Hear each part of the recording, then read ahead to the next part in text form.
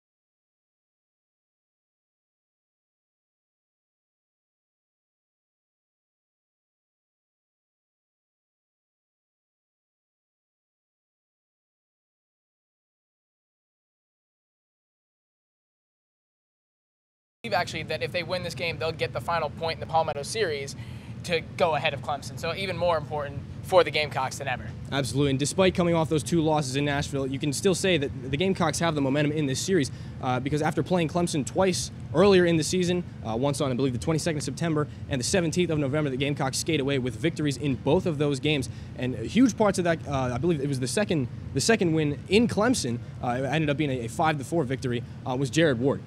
And Jared Ward, it wasn't the tournament that Ward wanted to have, but I think if there was ever a time to redeem himself, it would be tonight against Clemson. As we said in Nashville, he played his part. Whenever he had that defense backing him, he was able to keep the puck out of the net. But of course, I mean, for any goalie, it's hard when you don't have your defense helping. You're not going to perform that well, and I think that's what really caught him off guard. So if the defense and Ward can stay in communication and stay in collaboration throughout the game, they should be fine. Yeah, absolutely. One last, the mental hurdle that I think might be sticking in the mind of Jared Ward the most will be the end of that game against the Ole Miss Rebels. It was a 3-3 tie with only 7 seconds to go in the third period, and a quick shot from the point coming off the stick of Braden Storner.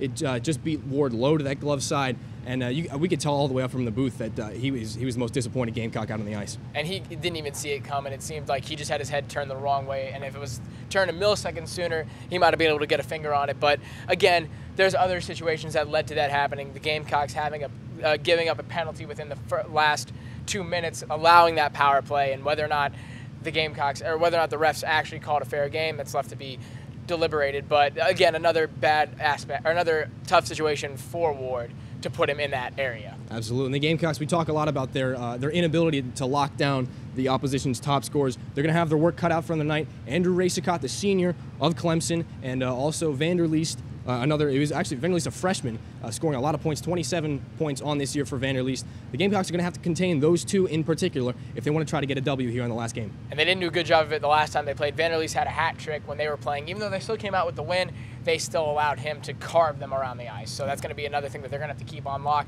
They have their defenders. They have people like Hickman. And that was, again, another reason why they lost to Ole Miss, is that the penalty was on Hickman, one of their best defenders, that kept him out for the remainder of the game. Absolutely. And the one thing, again, working against the favor of the Carolina Gamecocks tonight would be injuries and scratches. We saw Sean Davis and Jake Tenji both go down with injuries in the series in Nashville. Mike Borst will not be present tonight. And again, as always, Bobby Lombardi out with that spinal injury. Again, we hope he'll be back for next season. But we talked to Alan Sirwell before the game, and Al said it himself, we got our work cut out for us tonight. And he even mentioned, and we don't entirely know why, but Alec Martone did not make the trip up to, and it's not even a trip, I guess, but he did not make it to the Plex tonight. He had to go home. They didn't say why or for what particular reason, but he will not be playing tonight as well. So that's another big loss. Absolutely. For the Gamecocks. We're going to step aside, and when we come back, we will bring you the beginning of the first period here in Irmo between Clemson and your South Carolina Gamecocks. Along with Deck Taylor, I am Dillon Clark. We'll be right back.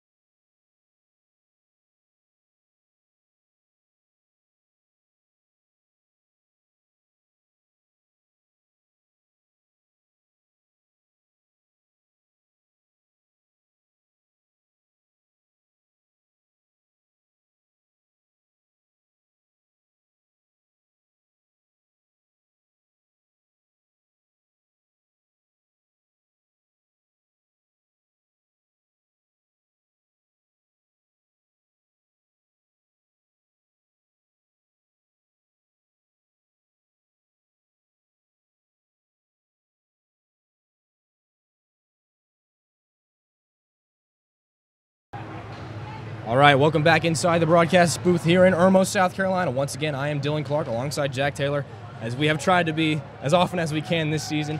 Tonight, it is a special night.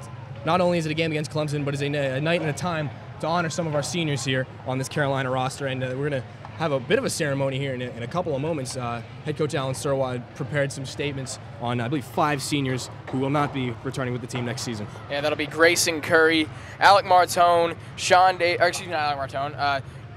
Gray Curry, Nick Narzlico, Jim Hatton, Ian Schneider, and Dave Cochran. I looked at Alec Martone because he was injured and will not be here tonight, but those are our 5 seniors, and that's who we'll be talking about tonight. And a lot of guys have had a huge impact on this team throughout the season and throughout their careers here as a Gamecock. Absolutely, and some of the confusion there is understandable on the roster sheet here. We have 2 of the seniors, one of the seniors, Ian Schneider, unfortunately will miss his last game in a Gamecock uniform. Schneider out with a hamstring injury sustained last week in Nashville. And while we're sticking to the topic of injuries, Jacob Tenji out with a concussion. The Gamecocks will once again have to fend for themselves without their captain backing them up.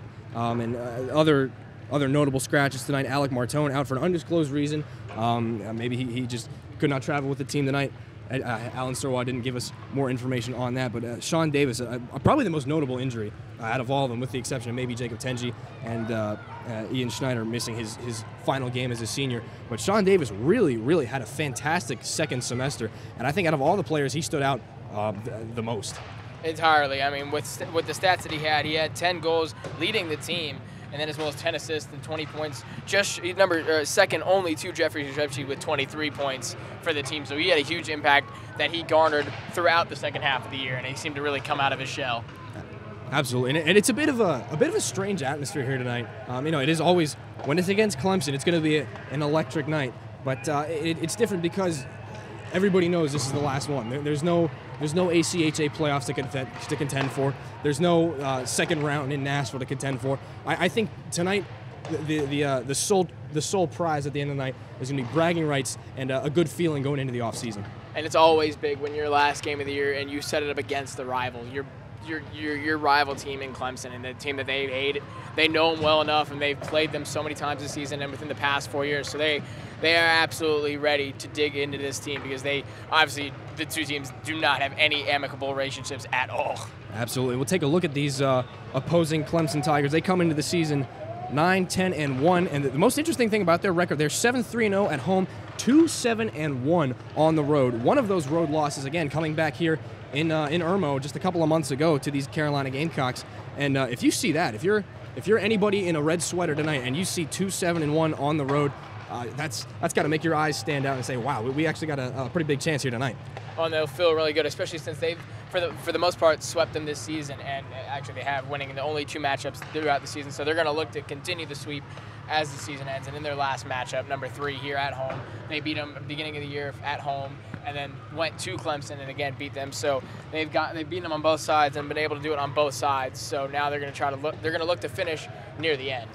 Absolutely, and a bit of an interesting note here for Clemson. Their usual starting goaltender, Liam McHugh, is a scratch tonight. He does not appear to be with the team. So the between the pipes tonight will be Joseph Kaiser. In 8 appearances so far this season, he's been credited with 2 wins, 5 losses, a 6.17 goals against average, and an .837 save percentage. Not very strong numbers. What does that do to the confidence here of Joseph Kaiser in an unfriendly environment? I think it makes it even worse. We talked about Jared Ward's confidence in Nashville against, playing against Kentucky, and even his confidence in Charlotte playing against that electric home crowd.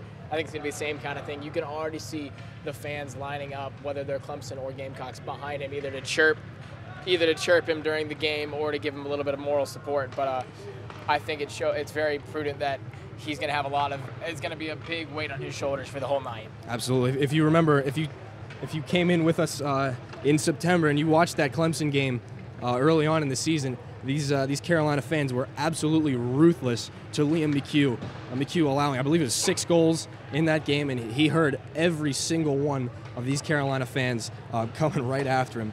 And tonight, in goal for Carolina, on the flip side of things, it'll once again be Jared Ward. In 15 appearances so far this season, 5-8, a 4.55 goals against average, and an .829 save percentage. Again, not numbers that are particularly what you want, but I think it's been a very different season for Jared Ward. I think it's the best of a bad situation for Ward. He's coming in obviously with the star Lombardi being injured for the majority of the season. He's had to come into his own much quicker than you would normally expect, and he's, I believe, handled the role fairly well for the position he was put in, and not having, for the most part, Jasinski, who was not even on the team at the beginning of the year and wasn't even in training camp or anything like that, coming in the half of the year to help the team out, provide them with an extra goalie. So for the good amount of time, he was the only option, especially in Nashville when Jasinski did not make the trip and neither did Lombardi. So he was the only goalie for that entire tournament. I think that's a huge weight to put on his shoulders, and like I said, he's done fairly well with it. Absolutely. And for those of you who did not tune in with us while the team was traveling in Nashville, the Gamecocks fell in the first round game against number 3 ranked Kentucky, a new team in the SEC this season. They fell by a score of 9-4. Therefore, the Gamecocks' next game on the sheet would have been, it was I believe the 5th place matchup against the Ole Miss Rebels. That game, it came down to be a nail-biter right at the end. There was a 3-3 tie with 7 seconds to go in the third period. And that puck, as we said in the pregame show, coming off the stick of Braden Storner, right past Jared Ward, and that's all she wrote. The Gamecocks fall 4-3 and go 0-2 on their recent trip to Nashville. But I think the silver lining there in Nashville is Brian Soar, while he did take 16 penalty minutes in 2 hockey games, he also was the only Gamecock to score multiple goals. He had one in each game. And honestly, I'm looking for Brian Soar to be a big factor in tonight's hockey game. As much as, yeah, as you said, he was a big presence in that tournament. He had a big impact on the team and provided a lot on the stat sheet, as well as having the biggest stat being 16 penalty minutes, and he's got 87 on the season. So we're going to see if maybe we can bring that into triple digits by the end of the night. And I don't think it's an unlikely outcome. No, I absolutely would not rule that out. The way Brian Soar plays, the way he's been dedicated. One last thing. Oh, hang on a second.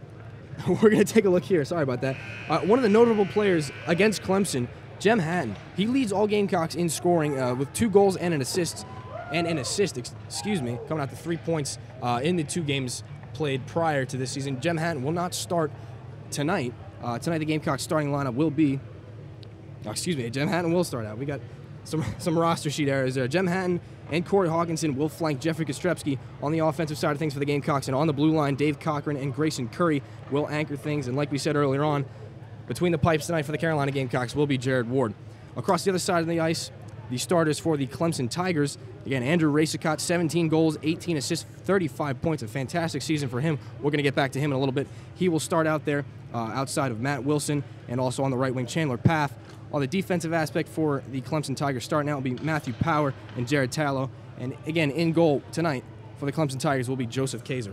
And we got a word from our man on the sideline, Mike Waddell. He has informed us that Alex Kranis, normally number 4, is now wearing number 6 tonight. He has changed up his jersey for whatever reason, and will now be wearing number 6. Well, that is something that is going to be very important for us. So what happens to Mike Borst? I have no idea. He did not say anything about Mike Borst. I didn't even think about that until we talked about it. So. All right, well, we were going to try to get some more information on that going forward, some more number flips here for the Gamecocks. It's not unheard of. We saw Nick Narzlicko come in and just start wearing the number 16 out of nowhere about halfway through this season. And again, we had no idea. It was, I think, 3 or 4 games that Nick Jasinski played earlier on in this semester. He ended up wearing Bobby Lombardi's number 30.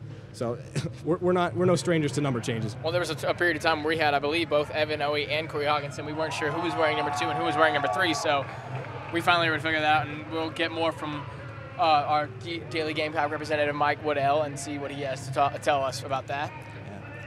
Looks like right now we are going to start the senior ceremony. So we're going to introducing the starting lineups here in the Plex here in Irmo, as we have already. I guess we're a bit of a step ahead of the penalty box officials here. But again, taking a look, a bigger look inside these Clemson Tigers. The second game played between these two earlier on in November. It was a big one, especially for Jacob Vanderleest. Jacob Vanderleest, 15 goals, 12 assists, 27 points on the season. He is a freshman, and he did net a hat trick against the Gamecocks in that. It was a 6-4 loss, but he had, when you score 75% of your team's goals, you're still going to feel pretty good about yourself. I think it's a good day whenever you get a hat trick, regardless of the final outcome. And I mean, it is a bit more a blow in that you can't get a win off of that hat trick. It's a bit more of a blow to you when you say, oh my goodness, I was able to score a hat trick, but our team still couldn't win. What was the problem? What did we do wrong? So I think it's something they look to fix, and obviously try to build off, see if they can get another, if he can get another hat trick on the night. Yeah, we always talk about the Gamecocks trying to hold down the opposition's star players, and it is one of the things they have been least successful at all season. Although in the opening of this 3-game series between these teams all season, they were able to hold Andrew Racicott off the score sheet entirely. So, excuse me, they were unable to do that in the second game, and they're going to try to shut him out again maybe here tonight. Well, that's a difficult feat, right? To keep a player off the score sheet, especially one of their team's star players, if for the opposition. So it's definitely something they're going to look for, but not something that's too terribly likely because of how impactful these players are to Clemson. Absolutely, and taking a look at Andrew Racicott, we said earlier on, 17 goals, 18 assists, 35 points. In his 52 games played in a Tigers uniform, Racicott holds 40 goals, 33 assists, and 73 points. A fantastic line of statistics for that young man. We're looking for him to be an absolute force here on the ice tonight for the Tigers. And again, take a look, another notable senior, Chandler Paff. He got 10 goals and 14 assists so far this season. And again, in his career, 68 games played, 22 goals, 33 assists, coming out to a nice round 55 career points for these Clemson Tigers. And wearing the number 25, he's going to be a notable player out there, starting out on the right wing for the Clemson Tigers. They're finishing up their senior ceremonies here. Coach Sirwa taking a picture and shaking the hand of each senior. We just had Nick Narzligo skate onto the ice. We're going to have more seniors come on. Actually, we just finished the senior ceremony. Nick Narzligo was the last one. We're talking also about Grayson Curry, talking about Jim Hatton, Ian Schneider, and Dave Cochran. And as we said earlier on, Dave Cochran and Grayson Curry out there. They're going to anchor the blue line to start things out here for Carolina. And now as the public address announcer turns his attention to the Clemson Tigers, the boos ring out here in Irmo, and it's always a great atmosphere when these two teams come together. These two teams in any sport, in any activity, in any competitive field, they are always going to have the fans that are cheering and booing to each other and having words to say, and especially since in terms of it won't be so terribly official, but the way we track it, the Palmetto series will end with this game tonight. So, it won't end, but they'll be able to take the lead with the point here tonight. Right, do we have any update on it? Do we know what the Palmetto series is? All I know is that if we get this point, I believe we will be ahead. So even more on the line tonight. Even more on the line tonight. And again, we discussed there's nothing playoff-wise that hangs on this game, and really the worth of this game is determined by the players. It's going to be decided by how they skate out, how they begin this game. We talked about the Gamecocks not always having the best starts to hockey games, but I believe the one start that stands out, and we've talked about it a lot ever since it happened, was the start against UNC Charlotte a couple of weeks ago. Gamecocks came flying right out of the gate, and the 49ers had no idea what hit them. And that was the most complete I've ever seen this team skate. And they were all communicating, all collaborating, all working together, and they just had a fantastic night. One of the best games I've seen the Gamecocks play, and I think they knew they were going to go into a tough environment. It's a rivalry that's been built year by year, and honestly might be the most important rivalry for their hockey team other than Clemson. So they knew what was at stake, they knew where they were at, and they just came out on the right note, and that's what they have to do tonight. So I think you put it pretty well there. Is playing a complete game is the one thing that Carolina should concern themselves with the most tonight. That we see a lot of times they don't start out a period well, they come back in about halfway through, or maybe they come out strong at the end of the period or even at the end of the hockey game. But when you take a couple of shifts off, it really starts to add up against you, and you find yourself in a 2-3 goal hole.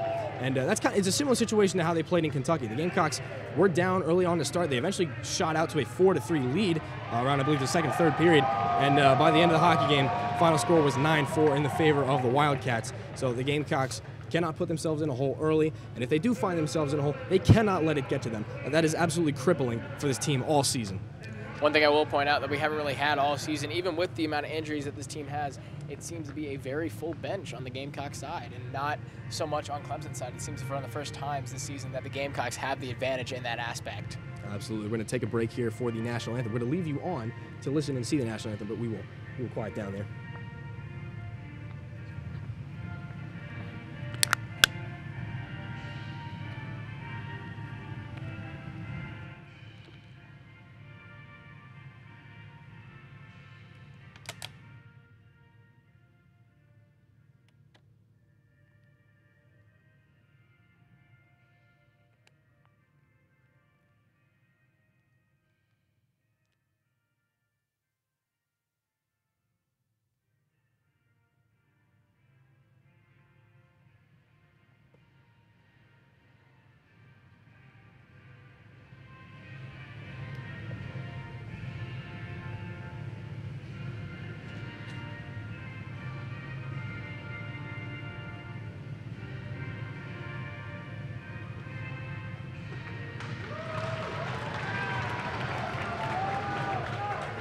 All right, we thank you for your patience sticking with us through that national anthem, and we are just about ready to get underway here in Irmo. And immediately, the second that anthem was over, the place lit up once again. And you're going to be hearing that a lot tonight. This place is not going to be quiet for any part of this game. Absolutely. Well, now they're starting a sandstorm. You know it gets real whenever sandstorm starts. We heard a lot of that. It was, I believe, the baseball team earlier on today. We'll shift sports here a bit for a second just to fill some time. Gamecocks falling by a score of 7-6 to VMI the opening day. It's really a great game that we were able to listen to on the radio, but I bet it's great to be there in person. It's always nice to be in beautiful Founders Park, especially with the weather. Right now it's been 60, 70 degrees in February, which is one of the reasons people come to South Carolina, just so they can not have to deal with winter. Absolutely, but it is far colder here in the Plex in Irmo, South Carolina, as we are just about to get underway. Again, starting lineups up front for the Gamecocks. We have Jim Hatton, Jeffrey Kostrepski, and Evan Hoey. On defense, we'll have Ian Schneider and Grayson Curry in goal. It will be Jared Ward. On the other side of the ice, up front for the Clemson Tigers, Andrew Racicott, Matt Wilson, and Chandler Paff. Wilson and Kostrepski to go here on the face-off. We thank you for joining us here on the season finale of the 2017-2018 Carolina Gamecocks season. The face-off has happened. We are underway here, and a turnover in the defensive zone picked up by Clemson. They're working towards the front of the net and able to gotten away into the corner. Jim Hatton's going to have to deal with it. He'll shoot it back out to center ice. It'll be stopped there by Power. And Clemson having to regroup here at the blue line. A nice shot on goal there. Easy stick save there by Jared Ward. Ward, as we said, has been the guy all season, ever since the injury to Bobby Lombardi. Puck chipped away, but not out. Tigers hold it back in. Giving chase will be Wilson. Centering pass, and the Gamecocks are able to advance it. Coming up the ice with speed here now will be Corey Hawkinson. Hawkinson losing the puck there for a second, and the play will be whistled down offside. We saw a lot of stoppages of play in Nashville. It was a very stop-and-go game, penalties, offsides, icing, and I really don't think that'll be the case here tonight. It's going to be a lot more electric, a lot more hectic, a lot less structure to the game. I mean, and those were some of the two of the longest games we've called this season. Absolutely. Again, Alex Kranis, as we said earlier on, wearing the number 6 tonight, and we're going to do our best to keep up with that. Again, we just found out about that right before the game. Alex Kranis, it'll be a little easier to see because Kranis is a bit of a different size than Mike Borst, so we'll try to keep you up with that. Brian Soar, the 2-goal scorer in Nashville, controls in behind his own net. He'll drop it off to a D-man. Nobody really wants to pick it up for Carolina. Narzlicko can't come away with it, but that's okay because Alex Kranis does. Breakout pass Evan Hoey, trying to go through the neutral zone. That puck cannot be picked up by number 11, Alex Siegfried. Tigers have to regroup in their own zone. They'll shoot one off the boards. Finally, this puck comes out, and back again, Narzlicko. D-to-D pass at the blue line. Can't be handled by Soar. Now on the forecheck come the Tigers. Gamecocks can't really control it again. It pops around in the neutral zone. Kranis can't make a good pass there. The Gamecocks really got to get their heads screwed on here in the early stages of the period. An attempted breakout pass intercepted at center red by the Tigers and funneled back in and funneled once again back out by Nick Narzlicko. Again, as we said, Nick Narzlicko, the senior, joining the Gamecocks halfway through this season. Nice play up front by Ben Smith. Smith trying to get the puck through, but he can't do it. Puck picked up and shoveled back out by one of the Clemson players. Behind the net it goes once more. They'll try to control. Puck rattled back around. One of the Gamecocks able to pinch in. And nobody able to come away with possession. Now it is Ian Powderly, a chance at center ice here. Almost a big chance coming back the other way. That would have been Jack Morrissey. Back the other way, now come the Gamecocks. Jack Watson in the corner. An attempted centering pass. And Morrissey's got it. Tigers come back the other way. They might have an odd man rush. A nice toe drag there through the neutral zone. A shot and a save right on into the glove of Jared Ward, and tumbling down to the ice after getting that shot off is Matthew Power. What a great chance. Nice speed going there through the offensive zone for Clemson. Yeah, and unfortunately, though, went right into the chest of Jared Ward. And Jack Watson got a hit a bit right after the whistle, pushing one of the Clemson players right to the ground. So really one of the biggest hits we've seen. I mean, it's the biggest hit we've seen so far to start this game. And honestly, we're 2.5 minutes in. I expected more. I would too. Kranis once again taking the face-off for Carolina. He can't win it. And Clemson will move things back down below the goal line. We've seen that. It's a favorite strategy of a lot of teams in this ACHA, or at least in the division the Carolinas play. They like to move things down below the goal line. A dangerous turnover right in front. And Dave Crocken's going to fire one off the boards. And up to his left wing. The Gamecocks will try to break it out. Van Duzen on the backhand. He gets it out as far as the opposing blue line. And they'll fire it right back in. Coming in now, Jacob Vanderleest. Vanderleest tries to center one. Nice block there by Grayson Curry. Vanderleest still in that left wing corner. Try to be rifled back out and picking it up now. Shoved across an ill-advised pass now. A chance in the slot Almost a big opportunity there for Jacob Tallow. Centering pass, a shot off the couple of legs in front. Jared Ward had to make a save there. Behind the goal, the puck comes free again. Again, it's Tallow on the backhand, a shot off the outside of the cage. A rebound, and the puck thrown right past the right leg of Jared Ward. Again, Vanderleest here. Extensive pressure here by the Tigers. A chance in front. Nobody can get a clean shot off, and taking the heat out of a very hot, very dangerous kitchen is Bobby Van Duzen. At center ice, they'll regroup. Coming ahead is Brian Soar. Soar weaving his way in. He'll make a nice move around, and into the corner he goes. Soar drops it off. Back in to get it, Nick Pizzo. Pizzo will try to get it over now. It looks like Jeffrey Kostrepski. Kostrepski, an attempted centering pass, and the Tigers intercept yet again. Puck almost kept in. The Tigers come ahead, this time with speed. Taking a couple whacks off the leg, and almost a chance there. What great speed there by, looking like Chandler Path. On the right wing now, we've got some more shoving. A couple players tumble down to the ice. Now coming together along the far side wall, Jeffrey Kostrepski. Another chance for Clemson. They'll walk the circle. A shot and a big toe save there by Ward. A rebound off a couple of sticks in front. That shot coming off of the stick of James Peachnick off a couple of sticks in front out into the netting. We will have a stoppage of play here. 15:49 to go in the first period. And a very, very aggressive offensive attack from Clemson. One of the fastest I've ever seen in terms of how these matchups between Clemson and Carolina. Clemson is taking no time in weaving through the ice and getting up to right in front of the crease. Absolutely. One thing we're going to try to figure out, there's a number 26 out there for Clemson who is not on the roster we were given. We're going to try to figure out the identity of that man as the game goes on. We misidentified him as Chandler Path. Path tonight wearing the number 25 as we have a Gamecock hauled down on the far side boards. But bringing the puck ahead is Powderly. He's got Watson with him. Powderly makes a nice move through center. Puck comes free and escorted out of the zone by Clemson. The puck comes all the way back. Trying to get back to it is Drummond. Drummond has some trouble. Now a chance in front. A couple players collide. A shot in front. A big save by Ward. Ward covers up the rebound, and the anonymous number 26 immediately goes after Jack Watson, and we have got pandemonium here at the Plex. Helmets have flown, gloves surely to drop, sticks flying all around, and not even 5 minutes into this hockey game, we've had our first explosive battle right in front of the Carolina net. Are you satisfied now? And fans are loving that. Absolutely every single fan on the Gamecock side just flying to the glass to let the team know that they support what just happened. A lot of big hits and just back and forth from both teams, and tensions are going to keep flaring from here. They're not going to get any lower. The guilty parties for Carolina will be just Jack Watson, and head to the box now for Clemson, number 19, Alex Schreiber. And again, that anonymous number 26 we mentioned earlier, we're hopefully going to find out his identity soon, as we have Mike Waddell and Brandon Alter, thankfully in the penalty box, feeding us as much information as they possibly can. Mike Waddell actually just told us that Mike Boris hasn't played at all this semester, so number 6 doesn't need to worry about. And Kranis could not find his number 4 jersey, so he decided to just put in number 6. And then as you said, we can confirm it was number 26 for Clemson, and then I believe number 19 as well for Clemson. Alex Schreiber. Again, like we said, we're going to try to figure out the identities of these players as quickly as we can. I'm not entirely sure why. Well, we have 2 number 22s, so maybe one of those is number 26. Yeah, again, as we've said all season long, the ACHA website, we're very thankful for the stats they provide to us, but not always very accurate in the spellings of names and things like that. And Ward has seemed completely calm and collected under pressure. He's had a lot of pressure in these past 5 minutes or so. A lot of saves up high in that shoulder and even in that mask area.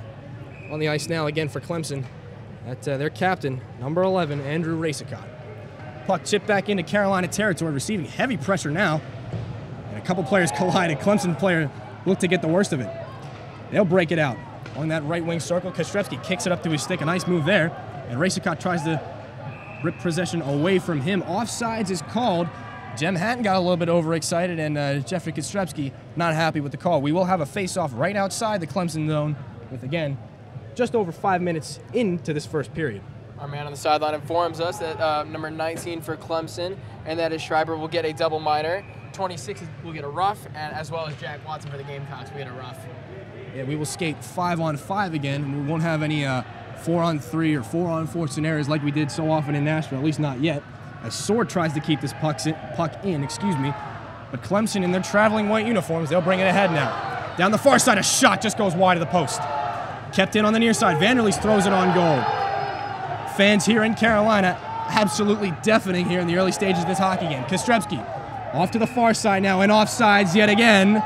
And the fans here in Carolina will let the officials hear it. Yeah, they're not liking those offside calls. They're not early and they're not wrong. So, I mean, they're just fans, whenever something doesn't go their way, they're not too happy. Again, like we said, it is always a fantastic atmosphere. We feel so lucky to be able to be a part of this in any hockey game here for the Gamecocks, but especially in a matchup against Clemson. Ben Smith, the Carolina Gamecocks' best face-off man all tournament long. He will win that one, and the Gamecocks chip it back in. It'll be played along by Kaiser. And now a chance in front. More players colliding down to the ice, including the goaltender, Kaiser. Now the puck at center ice. It might be a 2-on-1 developing here for Clemson. A nice big hit there by Grayson Curry. Multiple players tumble down to the ice. They'll have to touch up. Taking the worst of that was Matt Wilson. In behind the goal, the Gamecocks will wait. They break it out to the near side, and skied up ahead, played down to his skates by almost a chance there by Ben Smith, and Smith lays another hit down. More hits now. That one's Hoey. Back ahead come the Tigers. Over the blue line. Moving to the back end. Now a chance in front up high off the side of the net. Maybe the pad of Jared Ward. Puck pinballs in around behind, and nobody can really get to it on the near side wall. Coming now, senior Grayson Curry. He'll lift that one ahead. He takes a heavy slash right across the knees. Absolutely, that looked like excruciating, and no call on the play. It was right in front of the ref, too. And back ahead come the Tigers with speed. This game's about to open up if it hasn't already. A shot right into the glove of Jared Ward. More shoving after the whistle. Looks like it won't boil over this time. We'll have a face-off to the left of Jared Ward with 13:32 to go in this first period. A scoreless first period, a bit surprising. But you saw how fast the ref made a beeline to those players right after the puck was saved, and he wanted to make sure that nothing too major broke out again. Now on the face-off here for Clemson, it'll be Matthew Power. Power moved up from playing defense to start this game. An interesting strategy there from Matt Loughran, the head coach of these Clemson Tigers. Back to control, Aiden Evans. He'll slide it across to the near side. And now the puck all the way up off the glass. It takes a bit of an awkward bounce on net. Jared Ward easily makes that stick save. It'll be picked up by a defenseman. Nice pass through center ice. Here comes Van Duzen. Van Duzen takes a bit of a hip check there. He's able to shake it off and keep going. Van Duzen, a pass there into the left side circle. Nobody can pick it up. And a friendly sweater. Now a chance over the blue line. Here comes Vanderleest. Vanderleest, a shot, just goes wide of the post. A big chance on a 2-on-1 there for Clemson. Back ahead come the Gamecocks. They're going to try to get an odd man rush going here. Everybody's gassed, though. And ahead comes Van Duzen. He's got Kranis with him, and he's got Pizzo. Towards the goal, a shot and a big save there by Kaiser. We've got a pile up of bodies in front. An attempt there by Alex Kranis to jam that puck in, but no can do. Coming off the stick there, Joseph Kaiser, nice save. It might be his first of the night for the Clemson netminder. And Kranis got a bit too close to the goalie for comfort there, and you could see the tension brewing in the Clemson players. That is certainly a factor that will not go away anytime soon. On the offensive zone faceoff, we'll have Kostrepski again for Carolina. Kostrepski, Carolina's leading point getter all throughout this season. 8 goals, 15 assists for 23 points. The only player with more goals would be Sean Davis. Looks like he might be sent off the faceoff, which happened a number of times during the tournament this week. I don't know what his issue is with the refs. And it looks like we'll have a couple more. It was trouble with the penalty box. A couple more players going back to their respective benches. Face-off taken by Jem Hatton. Hatton works it below the goal line. Hatton can't get control. Puck pops back up. Grayson Curry fires it off the boards. He takes a heavy hit. Gamecocks will work it again. It comes back to Curry. Curry's got it. Moves it back down low. That's Hawkinson. Hawkinson down low again. Further still to Jim Hatton.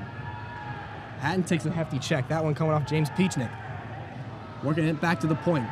Cochran rifles it back in. Cochran's going to have to keep it in once more. Heavy battle along that near side wall with Dave Cochran. He's got a chance in front. A chance for Hawkinson as he's knocked down to the goal. Spun around in his own net was Joseph Kaiser. And nothing doing there. A long shot there by Kostrepski. Goes off a couple players. Now chance behind the goal. A couple of whacks at it. Nobody can really come away with it. Now Cochran. He's gone down low. Kostrepski's back at the point now. Kostrepski, a long shot popping off the stick of Kaiser. And that one into the netting will get a stoppage of play. Bit of an awkward exchange there. Carolina getting a couple of nice opportunities from a bad angle. And even so far as to go behind the net. Yeah, it just seems like the chances weren't where they needed to be, a couple inches off or a couple feet off, but it seemed that the chances were there. Whether or not they could complete them, that's left to be seen. Really, as we mentioned earlier on, this arena here in Irmo, it seems to get more and more packed as the night goes on. And it's something great to see because we have not had that a lot this season. The biggest crowd we saw was actually in UNC Charlotte against the 49ers, and the Gamecocks actually were able to power through that home crowd. Brian Storr makes a nice defensive play, trying to keep the puck away from Andrew Racicott. Racicott, a centering pass off a couple of skates. Siegfried's going to try to bring it ahead now. Unsuccessfully so. Brian Storr turns and fires that one back out to center ice. Well, Clemson's going to have to control. That's Jared Tallow. Tallow bringing it ahead. He's pressured heavily there by Evan Hoey. And the puck comes free to the Gamecocks. Bringing it ahead now with some lumbering speed now is Alex Siegfried. Tied up in a couple of skates. Hoey's got to have to regroup as the play would have been whistled down offsides. He'll fire that one way over the head of Joseph Kaiser. Chance now coming back to the point for Soar. Soar moves to the backhand. He'll skate to that left wing point. He's still going. Soar taking a couple of whacks. Goes down below the goal line, and he'll lose possession once more. Rattled back off the glass. Nick Nardzlicko unable to keep that puck in, and the Gamecocks will have to regroup from friendly territory. They'll try to do it quickly, though. Brian Soar lifts that puck in, and they will get a full unit change on. That's some nice heads-up hockey there by Brian Soar. Coming to along the near side wall, the puck will come back out, and just as easily thrown back in. This time it comes off the stick of Blake Drummond. Now on at a centering pass off the stick of one of the Clemson players, looking like it was Andrew Butterfield. Now he couldn't handle it. The puck comes way back out, and sent down to the ice. Wow, what a hit there. Bobby Van Duzen just got absolutely leveled. And now taking exception to that is Blake Drummond. We've got more hits farther and farther away from the puck. We've got a whistle. Yeah, looking like it'll be a hand pass here called. It would appear to be against the Carolina Gamecocks. This faceoff will come right outside of their defensive territory. Mike Waddell, our man on the side, gave us a little clarification on that penalty confusion, telling us that number 19 for Clemson, Alex Schraber, and mystery number 26 both had 2 minutes, while Jack Watson for Carolina had a double minor. Was Mike able to come up with the identity of our He has not yet. All right. I'll get right on that. Get right on that. Thank you. Sometimes we have to play detective here in the CCSN broadcast with the puck almost bobbled dangerously there by Jared Ward. He's able to hold on. And just about halfway through this first period, we still have no score, thanks mostly to Jared Ward and Joseph Kaiser. I'm surprised about the leniency of the refs here at this game. I feel like there's a couple penalties that could have been called, like that fairly apparent slashing at the top, or right at the blue line on Clemson's side of the ice that they just didn't say anything about. So, and there's been a couple other times that we've seen that they just have yet to mention. Absolutely, and with that shot right off the face-off, and a equally quick save by Jared Ward, the shots now stand at 7-2 in favor of the visiting Clemson Tigers. Taking the face-off now, Matt Wilson. He'll go against Kostrevsky, and Wilson winning that offensive zone draw. Very crucial in this scoreless game. Back behind, Kostrevsky swings. He'll look up towards center ice, doesn't see anything that he likes, and now he'll drop it off. Ahead come the Gamecocks down that left wing. Shoot one on goal off the outside of the cage. Picked up now by Hawkinson. Hawkinson on his back end. Goes back down to Jem Hatton. Tries to center to Hawkinson. A chance now comes in front. And equally quickly just goes back behind the net. Hawkinson again takes a hit. He's still got it. What's skating there by Corey Hawkinson. Back at the point of firing shot. And a nice save. Wow, coming way out. Awkwardly so to do that. Joseph Kaiser. Kaiser made a leap and a bound to get out there for that puck. And a little bit more effort than he needed to put in my mind. Yeah, really, goaltending coaches always tell you to come out and challenge the shot. Cut down the angle, make the net as small behind you as you possibly can. But I think Kaiser just took that to a whole new level there with that leaping save. As more fans pack into the Plex here, we've got defensive zone control for the Tigers and an outlet pass almost ahead to Racicot. Dave Cochran shuts that down pretty quickly. Back ahead, he sends it to Ben Smith, and right on goal to the stick of Joseph Kaiser. He'll leave it for a defenseman. Jack Watson trying to get the puck in behind the goal. He cannot. And Clemson will shoot it up off the boards on that near side. More confusion and sticks coming together along those boards until it'll be taken now by the Tigers. They'll lift it back out ahead and bringing it back in. It'll be a 1-on-3. Nothing going there. Off a stick, a nice defensive play there by Grayson Curry. And the Tigers have to regroup as this puck comes all the way back around. I don't think anybody in red really expected it to do so. A nice hit out there at open ice. Down to the ice tumbles Matthew Power. Cochran's got it. He'll be hounded by Vanderleest. And shot off the boards really to no one. And now coming to get it is going to have to be Ian Powderly. Vanderleest's going to get it. Off the boards it comes. Now Grayson Curry up ahead to Powderly, and more players collide here in the defensive zone of the Carolina Gamecocks. Up ahead it comes. Off a bunch of sticks. Held in nicely at the line there. But the Tigers unable to come up with possession. At least for the moment. It's a 2-on-1 here. Now a 2-on-2 on the near side wall. More players tumbling down to the ice trying to sell that one. Jared Tallow. Tallow fires it back in. And we're going to have more line changes as Vanderleest pressures heavily in the Carolina zone. That's Grayson Curry's going to have to come back around as we just crest the 8-minute mark here in the first period. An attempted zone entry there by Alex Kranis, foiled again by the Tigers, and they'll bring it ahead. More player changes for Carolina. Puck comes free, and back around, wearing that A on the left side of his sweater. Again, Nick Pizzo. Nick Pizzo's winding up with speed down that right wing. He can't get anything going. Tigers fire it back out again. Gamecocks will regroup in the neutral zone. They're trying to up the tempo here. Nardzliko and Sword together on that back end, as head coach Alan Sirwall loves to play them throughout a lot of this season. Nardzliko trying to shoot when it goes off a bunch of skates up in the glass. Behind Kaiser and coming free. Now Kranis a centering pass. That one brought ahead now, as it was unable to be capitalized on by the Gamecocks.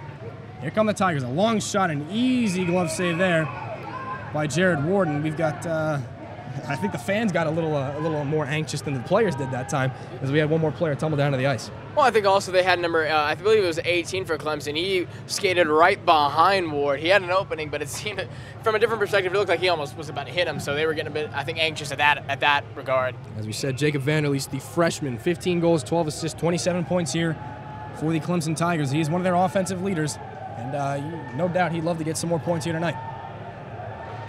Off the draw, a clean face-off win by the Tigers, and a shot from the point. Stick save by Ward. He can't swat it away. The puck is still loose, and it comes near on the far side. Back out to the point they go. The Tigers shoot one off a couple of skates, and now behind the net, the anonymous number 26. He takes a shoulder up high to Blake Drummond, a delayed penalty, and bringing it ahead Kostrevsky, and he will head to the box on that one. He'll argue his case with the official, but again, the unidentifiable number 26 for Clemson. And again, we apologize deeply for that. We're trying to get his identity as quickly as we can. If I can interject here, according to Mike Waddell, our man on the sideline, he is number 26, Chandler Path, instead of 25. So, well, that makes things a lot more simple. Chandler Path wearing 26 tonight instead of 25. That's my apologies there on our stat sheet we received both off the ACHA website and from the visiting Clemson Tigers. Chandler Path marked as 25. But we will make that adjustment. On the power play here, the Gamecocks will try to work it back in. Brian Shore, again, can't keep it in, but it comes all the way over to the far side. Kostrevsky's going to try to hold it in. And the Tigers chip it ahead. It might be almost a dangerous chance there. Coming ahead with Matthew Power. Gamecocks will regroup. They'll break it out here on the power play. Everybody on that left side.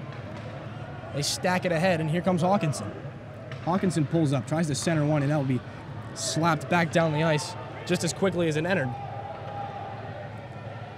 Stopped behind the net by Ward, and Kostrevsky will bring it ahead again. Kostrevsky brings it over center red, and now over opposing blue. Into that right side, he'll wrap it all the way around. Having to turn on the jets there is Ian Powderly just to keep that puck in. He'll throw one to that right side. It's intended for Kostrevsky. And now again, the Tigers clear. Very effective penalty killing so far, as we see the first 25% of this power play gone. On the near side, a nice touch pass there. The Gamecocks are bringing it ahead, but they're stopped at center ice and shoveled back in on the backhand. This time coming off the stick of Alex Schreiber. Kostrevsky will wind it up. He'll drop it off for Ben Smith and head to the bench.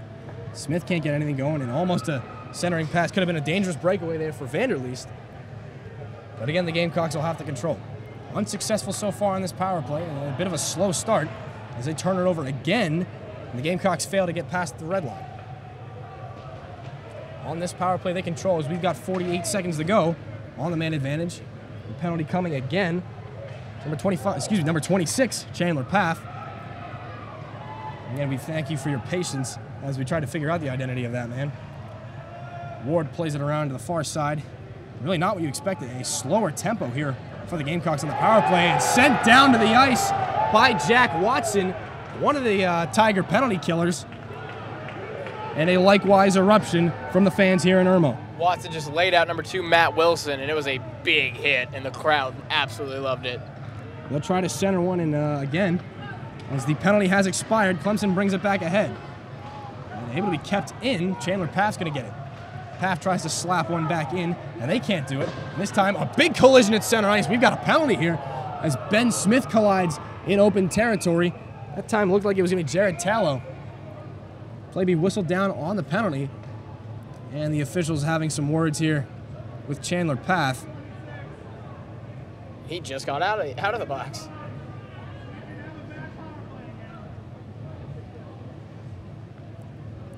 And unclear as who's going to be sent to the box, if anybody.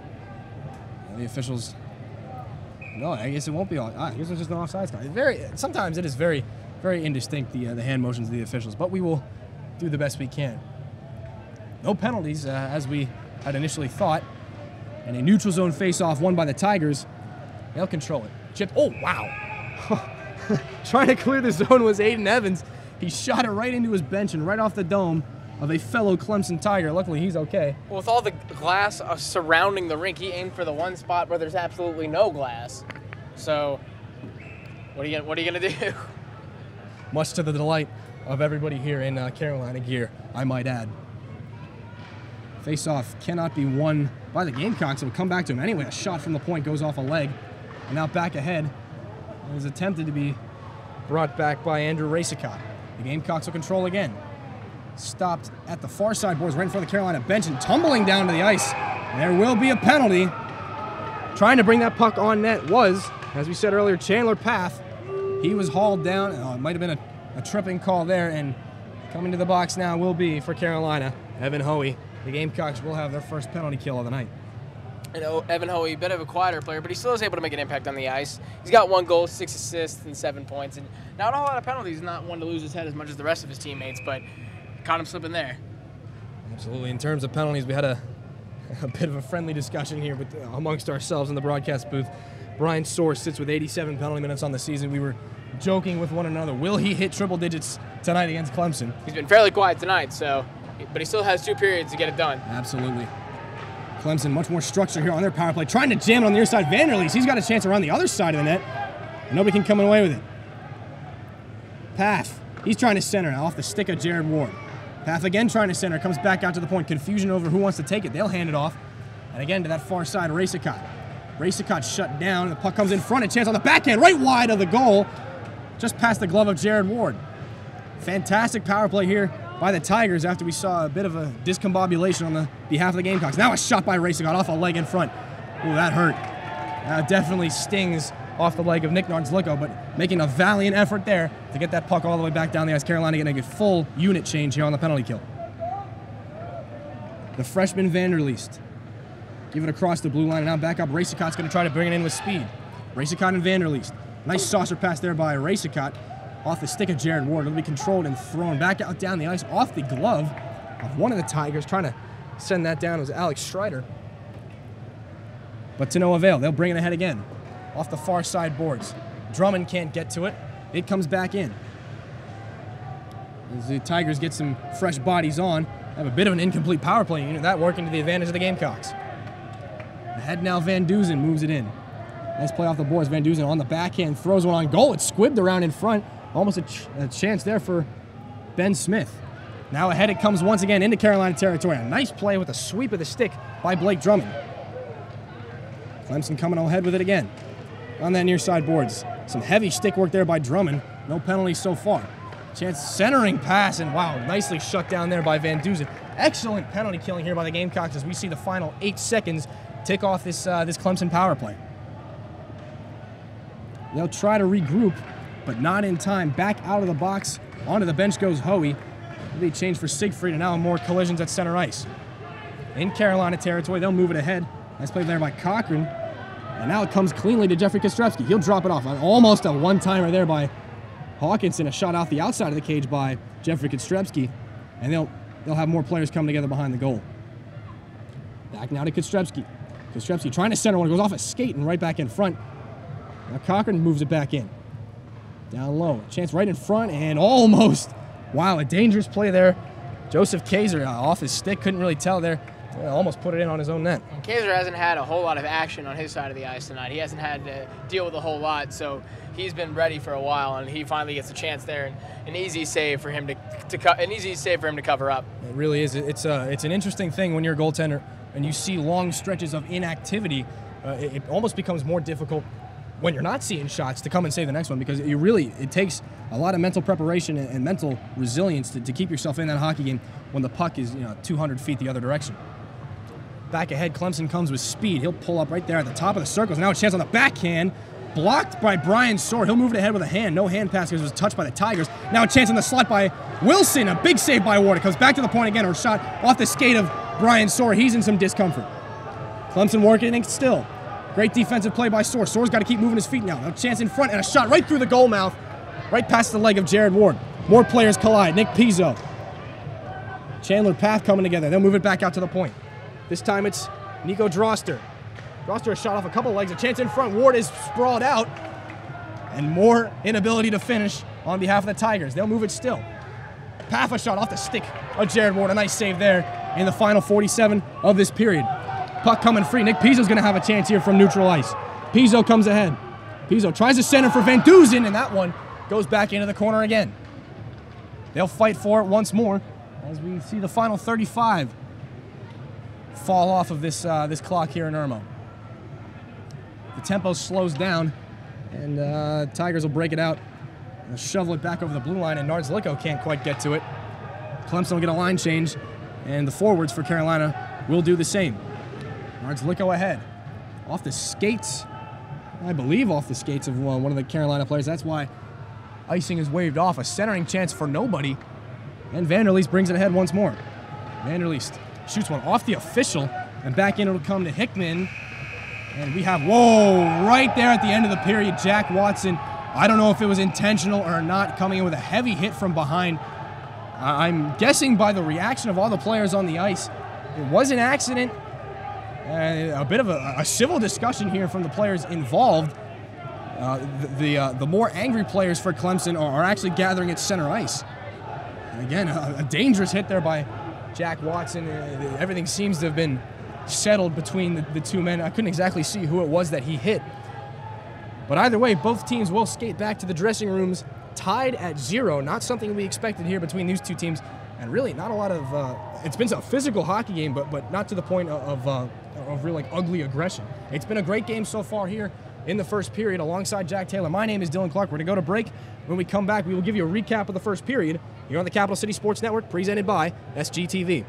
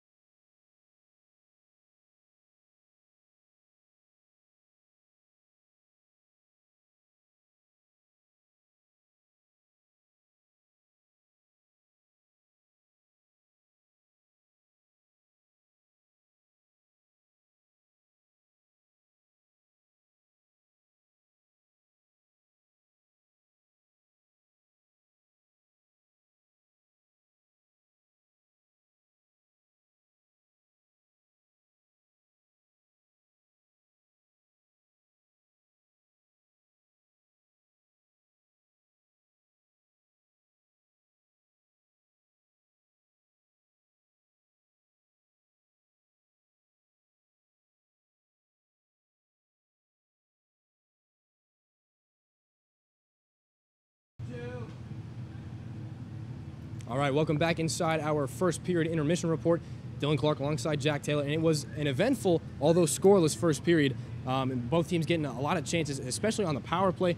One chance per side, and the penalty kill came up great, especially for Carolina in the latter stages of that first period. One of the best periods I've ever seen in terms of penalty kills for South Carolina. They're never one to take advantage when they have the power play. That's just not something we've seen from them. But they stood their ground in those couple penalty kills, and Jared Ward looked absolutely fantastic in the net. He showed complete control and complete a certain calmness when he was being attacked, because there was a lot of times where those pucks were flying near him. And as we said, the opposing goalie didn't really have a whole lot to deal with, but Ward is the reason why this game is still scoreless. Absolutely. We talked in the pregame show again about the Gamecocks needing to play a complete game, and I think so far with the power play being the lone anomaly, it really has been a complete 20 minutes for the Gamecocks. See, there I might have to disagree with you. In terms of the offensive side, it seems fairly hectic. Not a whole lot of organization. They just don't seem to be all in the same page. And because at that point they've had a lot of chances, but they haven't been able to complete it. And I think that there's been a lot of centering passes going to no one, a lot of passes going right over across the goal mouth, again to no one. So I think that if they can finish off right and on the good note, and they'll be able to put it in the back of the net. Right, and the shots after 20 minutes of play, 13-6 in favor of Clemson. A lot of work cut out for Jared Ward, not so much for Joseph Kaiser. We'll see how it goes throughout the remainder of the last 40 minutes of play. To start off the second period, one last note before we go: Jack Watson. We saw that collision right there at the end of the first period. He will be assessed a 2-minute minor for roughing penalty to Jack Watson, and the Gamecocks will have to try their hand at a penalty kill once again. We'll step aside, and when we come back, we will bring you the start of the second period here on the Capital City Sports Network.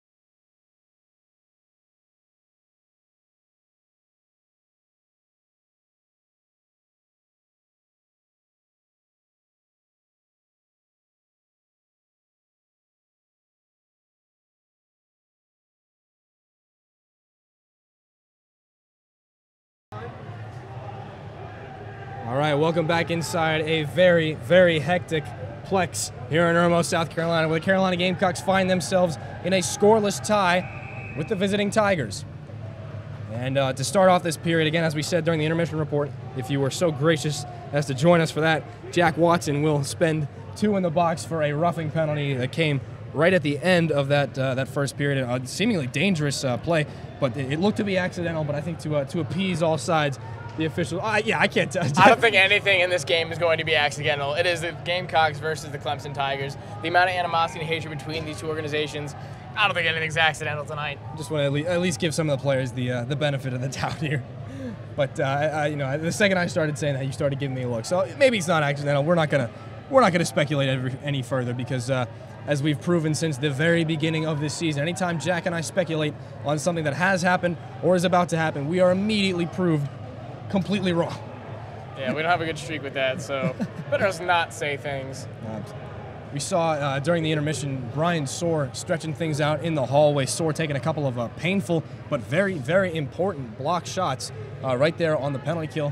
Right now, Soar stretching things out further and having a discussion with his goaltender, Jared Ward. Ward making 13 saves on 13 shots so far in this hockey game, and he will try to continue that level of success for as long as fate will permit. Again, at center ice, we will have, for the Gamecocks, Nick Pizzo taking the face-off, and against him for these Clemson Tigers, looking like it'll be, I can't exactly tell, he's turned sideways. Looks like it's going to be Andrew Racicott. Racicott wins it back, a bit of a lackadaisical pass. Alex Siegfried jumps right on that, and some great play here to start by the Gamecocks. A lot of energy, a lot of energy there by Alex Siegfried. Clemson will move it back ahead. Paff will pull up there. He'll shoot one right from the top of the circles. That one easily sticked away by Jared Ward, and back ahead come the Gamecocks. A chip shot, stick down.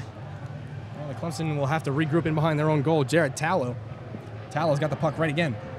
Tallow over center red. Now he'll enter Carolina territory. He'll have to step around Nick Nardslicko. Paolo still got the puck. Through some nice defensive play by Nardslicko.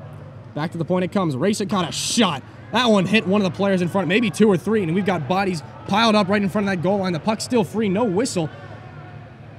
And through the chaos, the puck comes down in the near side corner. Another shot by Racing off the goal post. Glove down on the far side. Another shot over the net. It hits the glass in behind Ward. They just go side to side with these shots. Racicott back down low. Carolina in some, oh wow, shot off the glove of Jared Ward. Carolina with some confusion here as to who's assigned to who. Now control on this power play. 50 seconds to go on the penalty to Jack Watson. Back to the point it comes. He'll hold and shoot one, and he scores! A shot through traffic, and Jared Tallow has Clemson to a 1-0 lead here in the early stages of period number 2. That puck coming off a power play goal. And that's what you hate to see when you're so close to the end of the power play. You had 44 seconds left, and it just too many bodies in between the puck and Ward for him to see where that puck was coming from, and just not able to make a reaction quick enough once he was able to get a good grasp on the puck.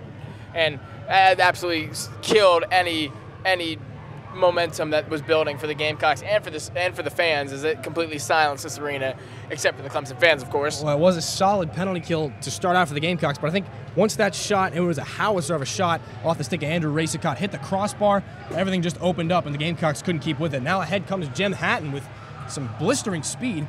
He'll play it over the near side wall, and they'll have to wrestle for it. It comes back out. Nice play there, some speed on the puck, some strength on the puck by Andrew Butterfield. Back in the head, Vanderleest. He'll try to center one, and that play broken up. Might have gone off the stick of Jared Ward.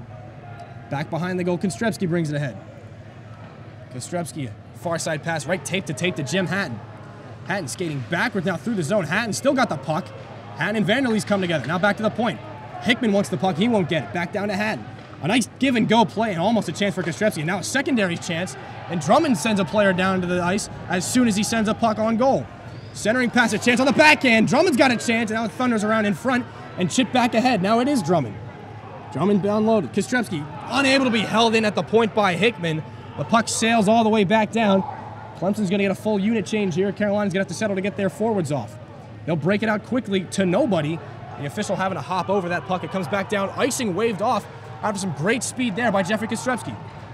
Fantastic 4-second here by the Gamecocks, but they cannot come away with it. Chandler Paff for the Clemson Tigers. Almost held in the blue line there. More players coming together. On the near side wall comes Matt Wilson. Wilson sends it back in. Hickman to get it for Carolina. He throws it around the boards. And it'll be kept in again. Sailed off the glove of Jarrett Ward.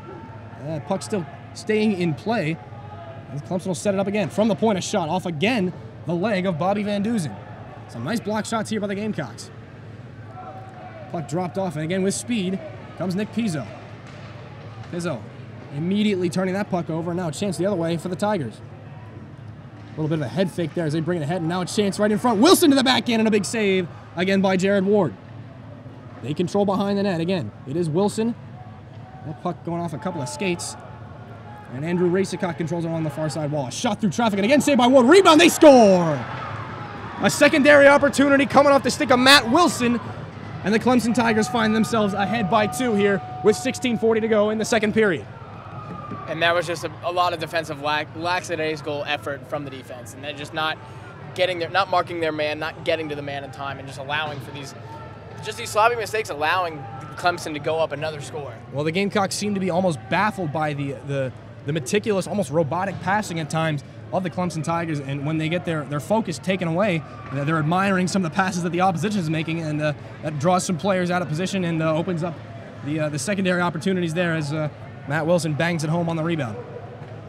They'll bring it back ahead. Nothing coming from that chance. Vanderleest collides in the slot area with Ben Smith. Vanderleest gets the puck again.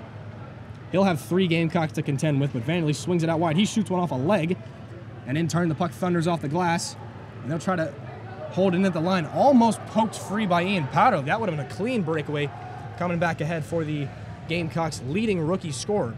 Like we said earlier on, Ian Powderly with 8 goals and 9 assists, coming to a nice even 17 points here in his first season. Back into friendly territory that'll have to be played by Jared Tallow. Tallow receiving some unfriendly pressure as he comes over his own blue line. Tallow bringing it ahead now. It's poked off his stick, but picked up once more by Andrew Butterfield. Behind the net, Ward wanted to stop it, but the puck had other ideas as back ahead come the Gamecocks with speed. Over the line is Dave Cochran. Cochran, victim of a large hit there, comes around the far side wall. Centered in off a couple of skates. That puck just goes behind the goal. Powderly again, over to Jack Watson. Watson takes a hit, but he still makes a play. Back behind the goal, the Gamecocks control again. They'll walk it out. And looking to that near side point, it's Nards. Look, a shot. Oh, and what a glove save.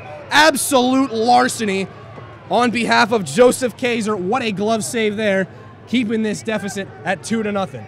I have no idea how he even saw that. It seemed like his hand had a mind of its own, just reaching out for that puck right before he could cross the line. And that was an absolute reaction save, the quickest reaction I've seen from a goalie in this game tonight. Nick Nards-Licko has no choice but to hang his head and look up to the ceiling saying, wow, his biggest chance to score a goal so far this season. As we said earlier on, Nick Nards-Licko, no goals and no assists in the limited games he's been able to play. I'd love to see him get a goal or even an assist here as this game progresses. More players tumble down to the ice. As we have said so many times, the puck comes free along the near side wall, and Clemson unable to break it out cleanly. They'll have to look for other options. Swinging it back through friendly territory, Nico Droster.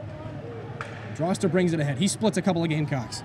Droster again, a far shot right on and into the C on the chest of Jared Ward. Another save, and we'll get a whistle here with 14:49 to go in the second period. It's just, I think that there's so much energy and so much of an attack from Clemson. That's just too much for the Gamecock defense. They're not able to they're always a step ahead or a step behind, and that's just why we have a 2-goal deficit here in this second period. Chance off the point, and a big save there by Jared Ward. He swats the rebound over the goal. What athleticism there by the netminder in favor of Carolina.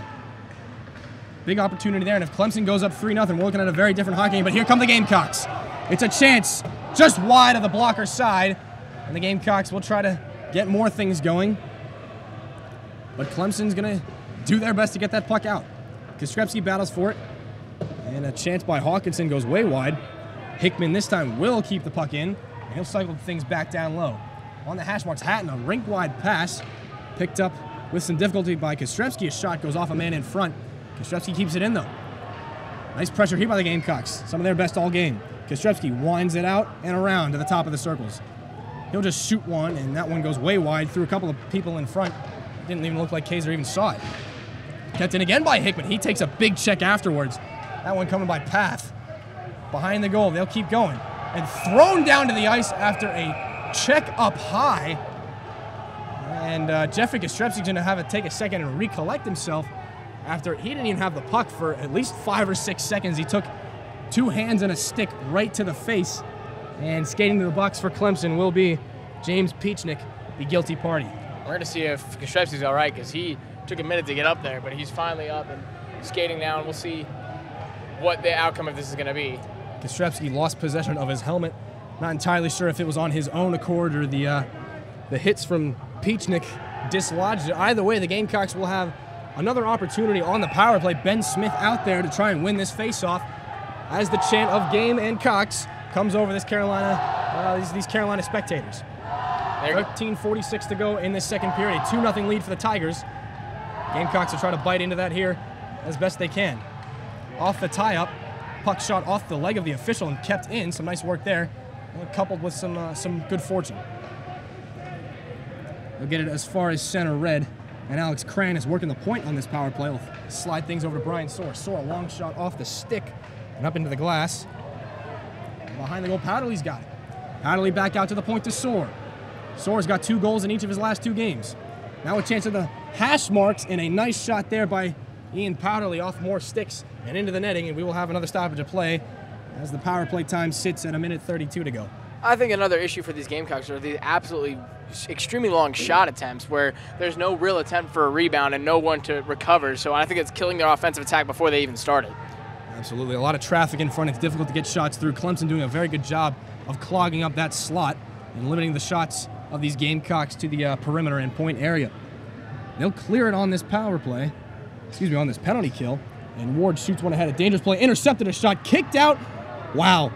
A very unusual save there by Jared Ward. He saved his own skin that time, shorthanded. And now Wilson a chance. That play broken up and coming back with speed. It'll be Jack Watson. Watson shoots one-handed off a couple of players on the side of the net. May have gone off the leg. And now more players tackled behind the net. The puck comes free. Without a stick is Kaiser. Walking it back out to the point now. Kranis, the tension rises. Back to the point, Soar. Back over to Kranis. Kranis in the slot. A chance off a leg. It comes free. And Vanderleest can't get it out. He's absolutely exhausted. They will get it out again. Nice individual effort there by Vanderleest. And Powderly's going to bring it in ahead. Powderly in the slot. He pulls up and shoots one off a stick. It goes way up in the air and gloved down somewhat awkwardly by Joseph Kaiser. That glove being extremely active here in the second period. And we've got more words with Ben Smith. And again, Nico Droster. And Droster's going to be sent to the box. I don't think Ben Smith did anything. He'll stay out on the ice. I don't think he did at all. It seemed that Droster just grabbed the mask of Smith and just was throwing it around right in front of the ref. He didn't seem to care that the referee was right in front of him, so he's obviously going to be sent to the box. And they already have a player in the box for 36 seconds after that minor roughing called on, I believe, I don't remember.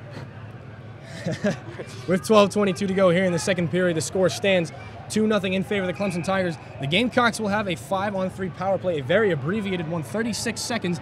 And as opportunity comes knocking, it looks like Carolina's going to try to do their best to answer. Well, they got this off of the 2 minor roughs on Clemson players, James Peachnik and, as we said, Nico Droster. Now an offensive zone faceoff, handily won there by Kostrepski. And there's a lot of room out there. They move it over to the far side now. A flubbed pass by Cochran and a nice play there. And the Tigers will get it all the way out, I believe. That one coming off the stick of Jared Tallow. Been an exceptional defensive force for the Tigers. Number 12, Jared Tallow, bringing it ahead now with speed. Wow, look at Curry go. Curry down the near side. He centers now. A chance on the far side. A shot. Oh, and another glove save. And Joseph Kaiser holds the puck up to say, yes, sir, I have that one. And then just as defiantly, almost as a mic drop when he brings it back to the ice, as he is very defiant, and he knows that these Gamecock fans around him are doing everything they can to try to get him get in his head. Joseph Kaiser, a lot of confidence, a lot of swagger right now, and if you're a goaltender, that's good, but too much of that can come back to bite you. Back to the point they work it. It'll be Soar. Back down to Kostrepski. He can't handle it. He shoots one, and a nice blocker save there again by Joseph Kaiser. They'll work it. The 5-on-3 expires. The Gamecocks will have 1:20 to go on the penalty here. They'll skate 5-on-4. Pizzo circles. He goes back down to Kostrepski. Kostrepski can't play it, and it's going to be a 2-on-1 back the other way. Andrew Racicott down the right wing. A centering pass and collision in front with Jared Ward. Vanderleest, the guilty party. Gamecocks not really happy about that one. No penalty called. Now they bring it back ahead. Kostrevsky holds near the top of the circles. It comes free. Soar's got a chance. Soar can't handle the puck. Soar throws one on goal. Tipped in front by Hatt in the final 50 seconds here on this penalty.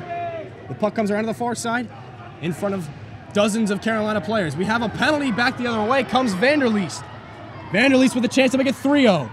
Big save with the left pad by Jared Ward. Vanderleest didn't get all of it, but an equally good save by Jared Ward to hold this game at 2-0. The puck finally touched by a member of these Carolina Gamecocks, and with 34 seconds to go on the penalty to Nico Droster, Gamecocks will make it 4-on-4, as taking a hike to the bench will be Brian Soar. We were waiting to see when he would find his way into the penalty box. If it's, I'm assuming, a 2-minute minor, then he'll have 89 minutes on the season. And really, a lot of the penalties we see Brian Soar take, it's really just an outpouring of emotion. Alan Surwad talked to us one day. He said there's nobody that wants to win more than Chief Brian Soar. Soar will sit for 2 minutes. He is joined in the penalty box by Nick Pizzo. And Pizzo's going to get a penalty here. He's going to sit 2 for slashing. So, again, we have the dreaded 4-on-3 that plagued the Gamecocks so often in Nashville. And Soar's going to take a seat for the elbow. Again, joined by his fellow Gamecock and alternate captain, Nick Pizzo. The most important penalty kill for the Gamecocks, arguably, all season. A big chance coming the other way right before that whistle off the stick of Vanderleest. And Jared Ward sticking with it. He had to make a nice push laterally from his right to his left. He get the toe out there and making a big save. Hopefully a momentum swing there for the Gamecocks. Back at the point for now, controls racing on a winding slap shot and a big save off a couple of bodies in front. It still found its way to the net, and Ward was more than equal to the task. Along the near side, Racicot at the point. He slowly lumbers in, looking for a lane. He'll dish it back off. Back comes a Racicot a one-time and a big pad save there by Jared Ward, just getting back to his glove side in time. They'll control further along the far side. Again, Racicot the one-timer off a couple sticks in front. They score! Andrew Racicot with his team-leading 18th goal of the season. It may have gone off a Carolina Gamecock in front, but right now the lead stands at 3-0 Clemson. That one a power play goal. As was the second one, and they're just spreading the love around on this Clemson team with the 3 goals coming from 3 different players. Matt Wilson getting one, as well as Jared Tallow getting the first one, and now we see from the third one, and it's just absolutely no. I don't think there's anything that it seems that Carolina can do to stop him at this point. It's starting to make, I believe it was September 22nd, seemed like almost an anomaly. The only game so far in this 3-game series that the Gamecocks were able to keep Andrew Racicot off the scoreboard. He's got 1 goal so far tonight. They dropped the puck at center ice. We'll have 2 seconds of 4-on-4. Back out of the box now. And Clemson will have a 5-on-4 power play. Now a chance shorthand for Van Duzen. Van Duzen cuts laterally across the ice. Van Duzen a chance. Shoots one. A big save and the rebound too far for Alex Kranis. That was the best opportunity the Gamecocks had to score all night. We crossed the halfway mark in this hockey game. 10 minutes to go in the second period. And the Tigers will wrist one back in. It'll come in the corner. Pressure by Hoey. Laying a bit of a ginger check there on the opposition. Gloved and held, and that one, yeah, they'll blow that one down. It was grabbed off the bench. He'll argue his case. Can't really tell who it is from here. But the official says no way. That puck came back out, and we'll just wait to see where this face-off comes. Here with 9:50 to go in the second period and 55 seconds remaining on the penalty to Brian Soar. Defensive zone face-off lost by the Gamecocks. It comes back to the point. Paolo a shot and a pad save there by Jared Ward.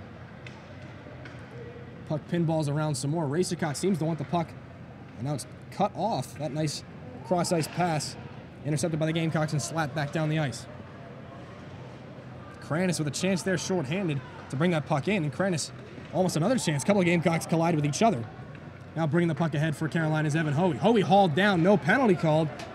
As he looks around for the puck, he's able to slap it back in and tumbling back down to the ice. Another Gamecock, and Hoey's going to have a chance here.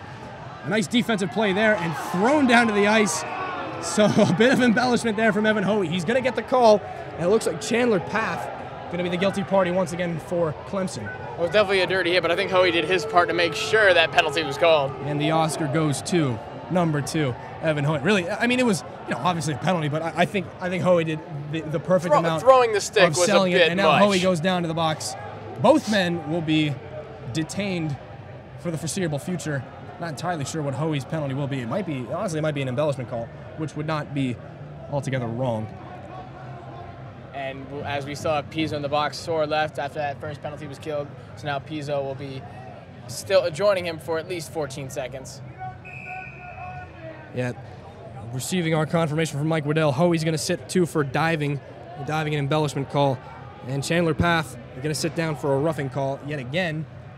And so the way the penalties stack up, we're going to skate 4-on-4 here. Excuse me, 5-on-4. There's more confusion here as... I guess it will be 5-on-4. Clemson lining up 3 men across their slot, and they'll win that face-off defensively. Back in with some aggression is Jim Hatton. Hatton tries to work it free. He doesn't have numbers in his favor on this penalty kill. Now back the other way come the Tigers. A bit too much forechecking there for the Gamecocks short-handed. Here comes Racicott. Racicott, a shot stopped by Ward. The rebound off the outside of the cage. A big follow-up opportunity there for the Clemson captain. Carolina gains control, at least briefly. They lift this puck ahead, and Kostrevsky reaches out. He can't get it. Now a chance towards the center there as Kostrevsky makes a move. Kostrevsky the slot a shot, and that one blocked in front. A nice play there by Aiden Evans. Gamecocks will work it back through. They are right on the brink, almost tying this game up. We are now back at even strength. A big hit there on the near corner. Now the puck comes free. Corey Hawkinson shoots one off a stick, and that one sails way up high into the netting. May have gone off the ceiling. And with 8:25 to go here in the second period, we will have yet another stoppage of play. And you can see the emotion and the discomfort and just the overall disappointment on the players' faces. Jeffrey Kostrevsky, Duncan Hickman, all just completely annoyed and exhausted right now at this point. Got to think a breakthrough coming soon here for the Gamecocks. They've gotten a lot of opportunities. They're being outshot. Now a chance for Jack Watson off the faceoff. That puck coming off a couple of legs in front. Powderly's going to try to gain control. And now along the far side corner, Powderly tries to squeak it free. And now it'll be cleared out into no man's land. Pizzo will get it at the center red line. He'll shoot it back in. 2 Gamecocks to pressure. That's Watson and Powderly. Watson will come away with it. Excuse me. Clemson comes away with possession in their own defensive end. Puck coming around, and Drummond has to take a hit to make a play. A centering pass intended for Ben Smith, but nobody could get to it. Took a bad hop off the boards, and now it comes back, and Hickman will fire it back in. Behind the goal, pass intended again for Ben Smith, but it falls onto the sticks of more Clemson Tigers. Pizzo. Almost a D-to-D pass down, a chance for Wilson. He'll take a penalty. Wilson tumbling down to the ice. The penalty will come as soon as Watson touches up this puck. And the officials indicating will be, I believe, a hooking call. As a bit of an airheaded play there, an atrocious defensive zone turnover there by Nick Pizzo, trying to throw that puck D-to-D. It's a play they've made dozens of times this season. It'll actually be Duncan Hickman. He's going to sit down in that penalty box with 7:28 to go here in the second period. Again, Clemson with that 3-0 lead. They're going to have another opportunity to make it 4. And like you said earlier, there's got to be a breakthrough coming at some point. You keep thinking there's got to be something that'll connect, some chance that'll go through, but it seems to me that all these chances just keep falling through. Behind the goal, the Gamecocks will try to work it. They'll come into Tiger possession along that near side wall. They'll work ahead feverishly at it, and it'll drift back in. Matt Wilson behind the Carolina goal. They'll drop it off. More players come together. Chance in front for Wilson. Nobody knows where the puck is except for Wilson. That'll be worked free by Hoey off a stick in the slot. A great clear there by the Gamecocks. Just getting that extra little touch on it was Bobby Van Duzen, and it's because of that that we see penalty time tick all the way back down to about 1 minute and 20 seconds to go. And we will confirm that Hickman had the minor slash to cause the penalty. Ahead comes Wilson on this power play. A kick save there by Ward. More players collide in front. And better pressure here on this penalty kill by the Gamecocks. Worked ahead now in the slot, a chance in front. And the Gamecocks will have control. They'll throw it all the way back down the ice. Clemson's going to change their power play unit here as Kaiser throws one just past the stick of Nick Pizzo. Defensive zone control for the Gamecocks. They'll shoot it ahead at center ice. And now Paolo brings it back ahead. Paolo shooting one, and that one just goes wide. Secondary opportunity on the near side, and that one either stopped by Ward. And third chance there by Vanderleest. That one just goes all the way up off the glass back out into neutral territory. The Tigers will slap that one back. Ward will control. 33 to go on the penalty of Duncan Hickman. We do have a stoppage of play here. And unclear what the reason for that will be. I'm just trying to decipher what the fans are yelling at Clemson's goalie. Can't entirely tell what they're yelling at Kaiser.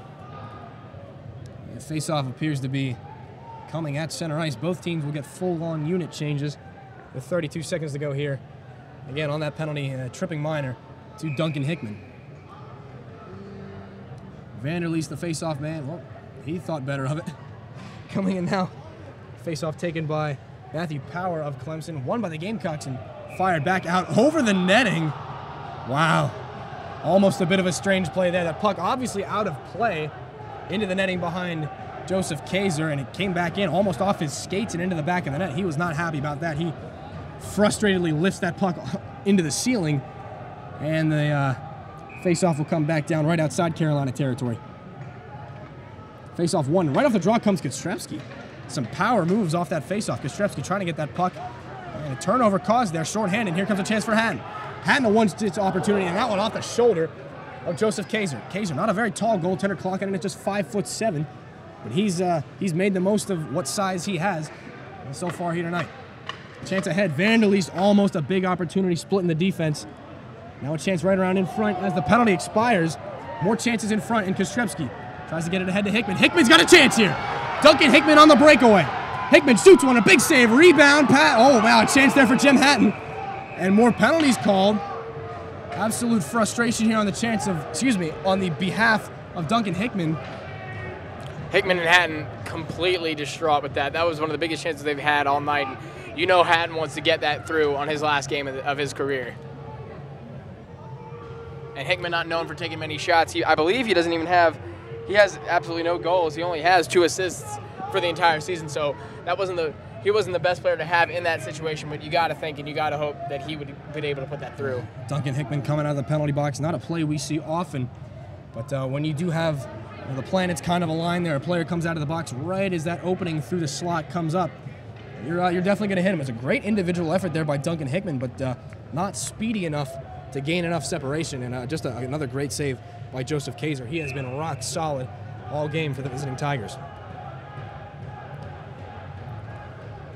Face-off won again by Clemson. They'll shoot this one high off the glass, kept in by Hoey. Hoey takes a heavy check. Path dishing that puck all the way over. Now a saucer pass back in front to Path, and a sprawled out Jared Ward, almost beaten cleanly there. Path weaving through. A diving play there again by Hickman. The puck back at the point. Paulo, a shot, save made, rebound. Chance in front, they score! A rebound chance on the side of the net, and Clemson finds themselves up by 4. A chance, that puck coming from the point. Paulo on the shot, and it looks like Chandler Path will be the goal scorer for these Tigers. And again, a 4th goal from a 4th player. Clemson's, the efficiency of their passing has allowed them to get this puck into the hands of a lot of playmakers and allowed the puck to get in the back of the net. And that is just, this is turning into very dangerous territory for the Gamecocks. Face-off controlled at center ice, not entirely cleanly, but they'll shoot it back in, and it looks like that play will be whistled down offsides. 4:44 to go in the second period of a 4-0 hockey game. Clemson, the beneficiaries of that lead. The shots right now, 19-18 in favor of Clemson. But you take a look at the second period shots. Carolina leading 12-6 after being outshot 13-6 in that first period. So the shots, again, as we've seen so often this year, the shots not indicative of the numbers we see on the scoreboard. It happens more than it does not in terms of Gamecock hockey. And I believe that's number 18. Mike Waddell told us that he was injured a couple minutes ago and he was being tended to on the sideline and will now leave the rink. Jacob Vanderleest holding his collarbone, or at least that upper body area. That's a large hole to fill in this already depleted Clemson roster. Not a lot of players there on their bench. Fortunately for them, they have the score deficit at the moment to not have to worry about that right now. Off the tie-up, it comes free and almost worked back ahead there. A chance losing his stick now. They got to touch up. And a bit over anxious Jack Watson did not see that Ben Smith needed to touch up. And we have yet again another face-off right outside the zone due to the offsides infraction by Carolina. And now we have Clemson fans running up and down the sideline. And you hate to see that. And you're going to maybe see some fights break out outside of the ice before this night's over. That would be something else. We saw a pane of glass, I believe, get broken in the first game between these two. I believe that was against Clemson. It was. You're correct. And we'll see if more things of that nature transpire here before the clock hits zeros at the end of the third period. For the time being, the Carolina Gamecocks will control in their own zone. That time being did not last very long as Clemson takes over. Chance on the backhand through the slot. That one wiped off the stick. Now back ahead comes Carolina. Only briefly, though. They turn the puck over again. And now another turnover. Here comes, that would be Dave Cochran. Cochran shakes over the far side. Back behind the goal he goes. Doesn't have a lot of help. Cochran's still trying to make something happen. Back out to the point it goes. A shot tipped in front and almost back between the legs of Joseph Kaiser.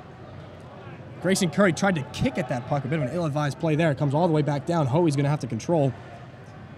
As more line changes by Clemson. We see that in a depleted roster situation. You see a lot of short shifts.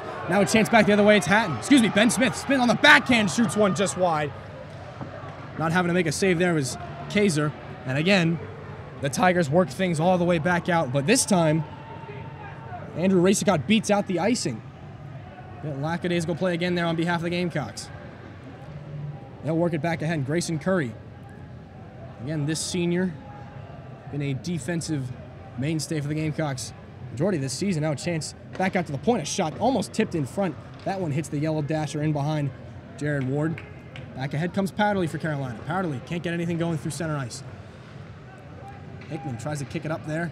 And now the puck lost by Jack Watson. Watson trying to get it away from Path. And it comes again, a trailing chance in front. Path a chance. Owen sprawling out to make that save. Might have been Jared Ward. Puck might have gone off the outside of the cage as well. At the point they control. Now brought free. Smith almost a chance that he'll drop it off. Now the Gamecocks move ahead with numbers. Powderly back over to Smith. Smith shoots one, a save made. And now hauled down to the ice is Smith. He can't get that rebound. Chandler Path for Clemson. Just over 2.5 to go here in the second stanza. A 4-0 lead for Carolina. Nice move there by Path to the backhand, a shot. Oh, that one goes just wide. Some marvelous stick handling there as Chandler Path comes together with another one of the Gamecocks about 6 feet away from the puck. And the focal point, or at least what should be of this hockey game, i.e. the biscuit, is thrown back out into center territory. Hammered back to get it is Brian Soar. That dump in off the stick of Aiden Evans. Now a chance in front, almost again for Evans. As now they'll fight to control it. Back in, looking up towards center ice. That pass intended for Kostrevsky. Kostrevsky might get a chance here if he works. Kostrevsky does a centering pass in front, and that puck could not be held by Corey Hawkinson. Hawkinson's got the stick slashed out of his hand. More chances in front, right around, and Kaiser falling down to the ice is one of the Clemson players. Now a chance on the backhand for Hoey. Hoey tries to center it, and nothing getting through that seemingly wall of Clemson Tigers. Nards Licko, yet another senior here for these Gamecocks. They'll move it up ahead, a pass just short of the blue line. Picked up now by Pizzo. It'll be a 3-on-1. Pizzo a long shot, block it away by Kaiser. Behind the goal, it's Kostrevsky. Chance in front. Pizzo can't get through. He gets tied up in the slot, and Nards Licko's going to have to pinch in. Nards Licko tries to center again. Nothing going there. And again, Clemson will shoot this puck all the way back down the ice, and it will stand for an icing with 1 minute and 1 second to go in the second period. I just think what has really stood out to me is how fast the Clemson defense is able to converge on the puck. Whenever the Gamecocks get on the forecheck, it's within seconds, and there's absolutely no chance for a rebound or even some sort of opening, and that's, I believe, why the margin is the way it is. It really is an ideal night for a goaltender. If you are Joseph Kaiser, you're making the first saves, and your team's doing a great job cleaning up the rebounds. Now here's a chance in the slot, a shot. Another save by Kaiser. He doesn't know where the puck is. It's poked wide behind the goal. Another Carolina player tackled behind the goal. It's Ben Smith with the secondary opportunity. On the backhand, they shoot it all the way back up into the rafters of the Plex. The puck rockets back down to the ice, and we will have another offensive zone faceoff for the Gamecocks. Again, the chance is just getting closer and closer for the Gamecocks to try and break through. And you got to think, if they can get one here right at the end of the period, we're looking at a very different hockey game come period number 3. You would think so, but I mean, and we haven't seen Gamecocks come back from a deficit like this in a while, but we have seen it happen, so hopefully they can get a breakthrough within this last minute and a half. Another chance off the face-off. Another set play. Alex Kranis winning that face-off, and Powderly with a chance to walk through the slot area. This time it is ineffective And the puck comes all the way back down. Narzlikko's going to have to get it. On the near wall, that pass intercepted, though. And they'll have some more time to just wrist this one all the way back out off the glove of a Clemson player. That time, icing will be waved off, and Ben Smith, a nice hustle. A centering pass. Can't find its way to Powderly. Powderly and Smith behind the goal. Powderly spins away from a check. Again, that's Jared Tallow. And again, some hands coming up high and some sticks coming together as puck unable to be moved along that far side wall. Now it comes free with just 2 seconds and 1. Andrew Racicott wanted to come back down the other way. And with just 1 second to go, we've got more stoppages at play here, more penalties looking like they'll be assessed. And it looks like we will have Jared Tallow parading to the penalty box and Alex Kranis for the Gamecocks. Like I say, I love seeing Kranis being how physical he can be at throwing his body in there, just because with the size difference, it's fantastic to see his effort and tenacity when throwing his basically entire body in to check someone. Reminds me a lot of the way Tyler Johnson plays. Tyler Johnson, member of the Tampa Bay Lightning, one of the smallest players, if not the smallest player in the National Hockey League, still finds a way to put up points consistently night in and night out, and he's one of the hardest working guys on the ice. Right now, down to our left with 1 second to go, we have an empty net. Carolina with 6 attackers on. And they're actually going to have to send one guy off because it would be a 4-on-4. Now with the empty net, Kostrevsky's going to try to win this puck forward. And right before the puck is dropped, the official blows things completely dead. Now we'll try again. Kostrevsky tries to win it front, and Racicott shoots one just wide of the empty net right as the period expires. And it wouldn't have counted even if it was on goal because, again, clock had hit all zeros. The green light has flashed, even though I actually don't think we have a green light here in the Plex. Either way, after 40 minutes of play, the score is Clemson 4, and your Carolina Gamecocks 0. And we will have more penalties, more 4-on-4. We'll sort those things out for you in the coming moments. And when we do have that information, we'll come in with the second intermission report here on the Capital City Sports Network, presented by SGTV.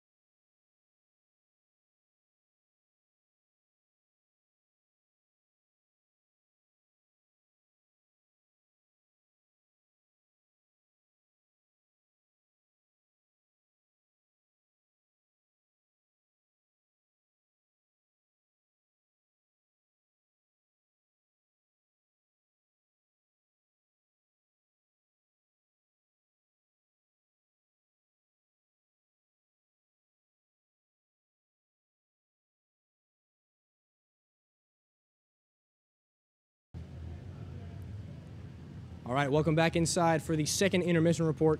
Right now, the score stands 4-0 in favor of the visiting Clemson Tigers. This is the third and final matchup between these two teams this season, as well as the final regular season game and game at all, for that matter, for both of these two teams. Again, as Carolina, as we said earlier, fails to qualify for the ACHA playoffs. And right now, it's 4-0. We had some conversations with Alan Surwa about trying to get some momentum changed. And right now, it looks like maybe we might see Nick Jasinski to start the third period. It'd be an interesting move. And he said it wasn't because of Ward and the way Ward had played, but just to, in sort of, in a sense, ignite a fire in this team and maybe get just a bit of an environment change in the defense and with the attack. But I think that any change they've made now is almost too late because they had the entire first intermission to make changes, and it seemed like they didn't do a thing. The offense was still lacking communication. The defense was still slow and a little bit lackadaisical, and I think that this is not the time. This was not the period that they wanted to make these changes. Right. The shots were a bit lopsided in the first period. They continue to be lopsided in the second. I believe 12-6 in favor of the Gamecocks. Right now, the shots stand 20-18 in favor again of these visiting Clemson Tigers. And as we said, about halfway through that second period, the shot count not indicative of the way these two teams have played, and the scoreboard really isn't either. It's going to be an interesting ride to the finish. Well, and it never is for the Gamecocks. We've seen it multiple times where they've been leading in shots, but that hasn't seemed to matter. And it will be a very interesting third period. The fans have stuck around. They're still as ignited as ever. So hopefully they can back off of that momentum and kind of use that to propel them into maybe at least getting into a more manageable score deficit. Right, and I believe for the Gamecocks here tonight, it will be the last game they ever play in a Carolina uniform. They'll try to get things turned around here in the last 20 minutes they have on this wonderful ice sheet here in Irmo. Again, the score after two periods, 4-0 in favor of the Tigers. We're going to step aside, and when we come back, we will have the third period brought to you by the Capital City Sports Network.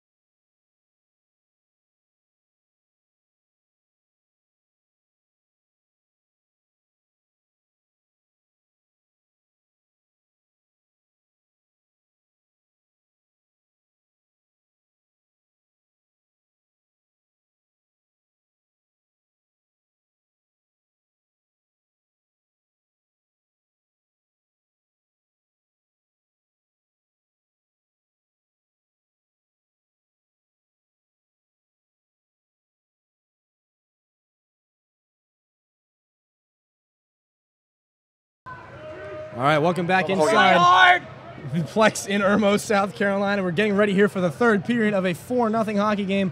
This time it is in favor, of the Clemson Tigers. Should the score remain the same, it will be their first victory against Carolina so far this season, and Gamecocks doing everything in their power to make sure that is not the end result. It's going to be a big uphill battle, but we'll see how it happens at the end of 2 minutes. And now we're going to talk about some things we saw. Jacob Vanderleest, we did see him being evaluated, or he was evaluated, and he left early, and he will take the trip home as he will not return. He is out with a collarbone injury. And then we also saw Jack Watson getting evaluated for a concussion, as this Gamecock team is just prone to head injuries. Yeah, it's a physical game when these two come together, and so far we've had at least one casualty to that. We'll see if the Gamecocks are able to come out of this period whole. Again, we saw Brian Soar extremely effective there on the penalty kill, blocking shots. He's testing out those legs, making sure they still feel okay. And as more Clemson players make their way to the bench, I had a chance to talk to Matt Wilson of these Clemson Tigers. They're down to 6 forwards. They'll just rotate 2 lines back and forth. And again, a very depleted roster for Clemson. Goes down yet another player. And so honestly, if there was ever a time, I know we said it on the 5-on-3, but I think this is an even better opportunity. Gamecocks have way more players. They've got way more substitutions. They've got a lot of gas left in the tank, I would think, to try and at least get one up on the board. If they can get one early, we're looking at a completely different hockey game. And if Jared Ward has not played bad, he's played an exceptional hockey game.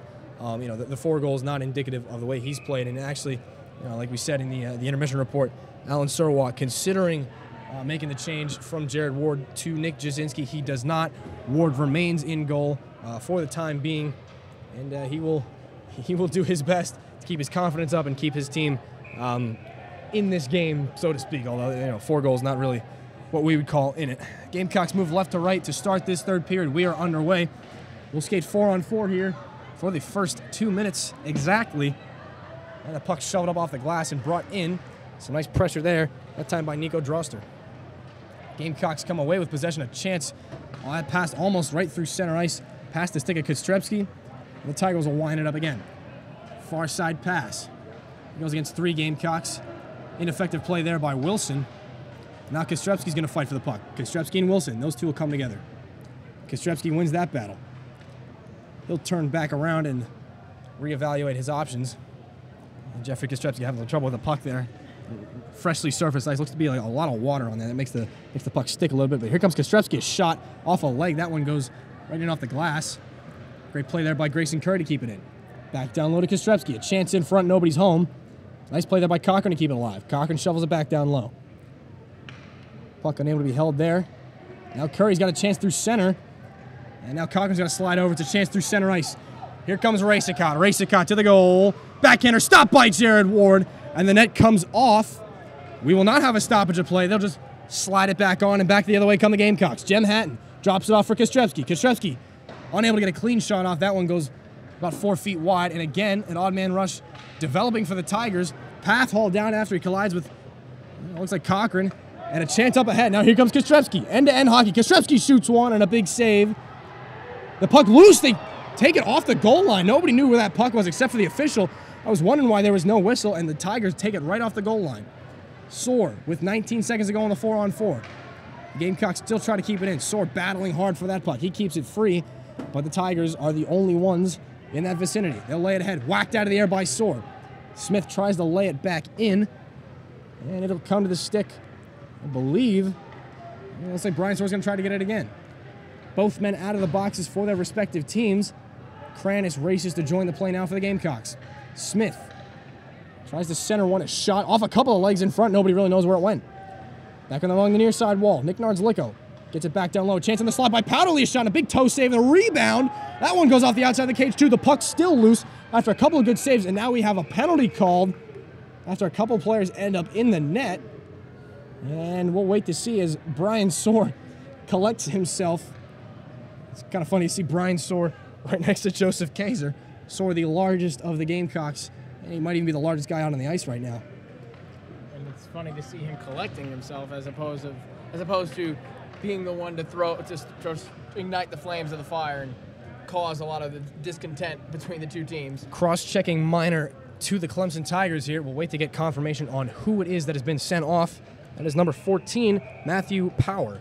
Power's going to sit for a pair, and the Gamecocks with another chance on the power play, been unsuccessful so far, just as all other offensive endeavors so far in this hockey game. It comes back to the point, Soar. Soar moves it down over. Some nice passing here, a shot all the way around. It takes an awkward bounce off the stanchion, a chance in front, and another save by, wow, what a great save there by Joseph Kaiser. Puck pops around again. Gamecocks continue to pressure on the near side while Kostrevsky can't hold it in. Now Clemson will rush a line change. They'll get one guy off. Kostrevsky moves it back ahead for Soar. Soar tries to make a move around. Smith collects the puck. Smith centers, and now that chance goes off a couple of legs. Soar's got to get to this puck. He pinches in. Ill-advisedly, 2-on-0 back the other way. Here comes a chance for Clemson, and a shot. They score! What a beautiful shot by Jared Tallow. In all alone, he looked past the whole time and rips one. Short side on Jared Ward. The score is now 5-0 Clemson off that shorthanded opportunity. There's very little Ward could have done there. He had absolutely no help, and a 2-on-nothing situation that he had to try to cover. So I think he did. Obviously didn't do the best he could. The best he could would be stopping it, but he did about as much as he could. Tallow tried to give Ward the chance to take the bait there with a fantastic look-off, and he rifles that puck short side. Very, very, very heads-up play there by Tallow. In this 5-0 hockey game, a turnover in the defensive zone, and some more collisions along the near side. And the puck pops out in front. Another chance to make it 6. That one flies off a stick, and back the other way comes a very disgruntled Gamecock hockey team. Pizzo drops it off the blue line.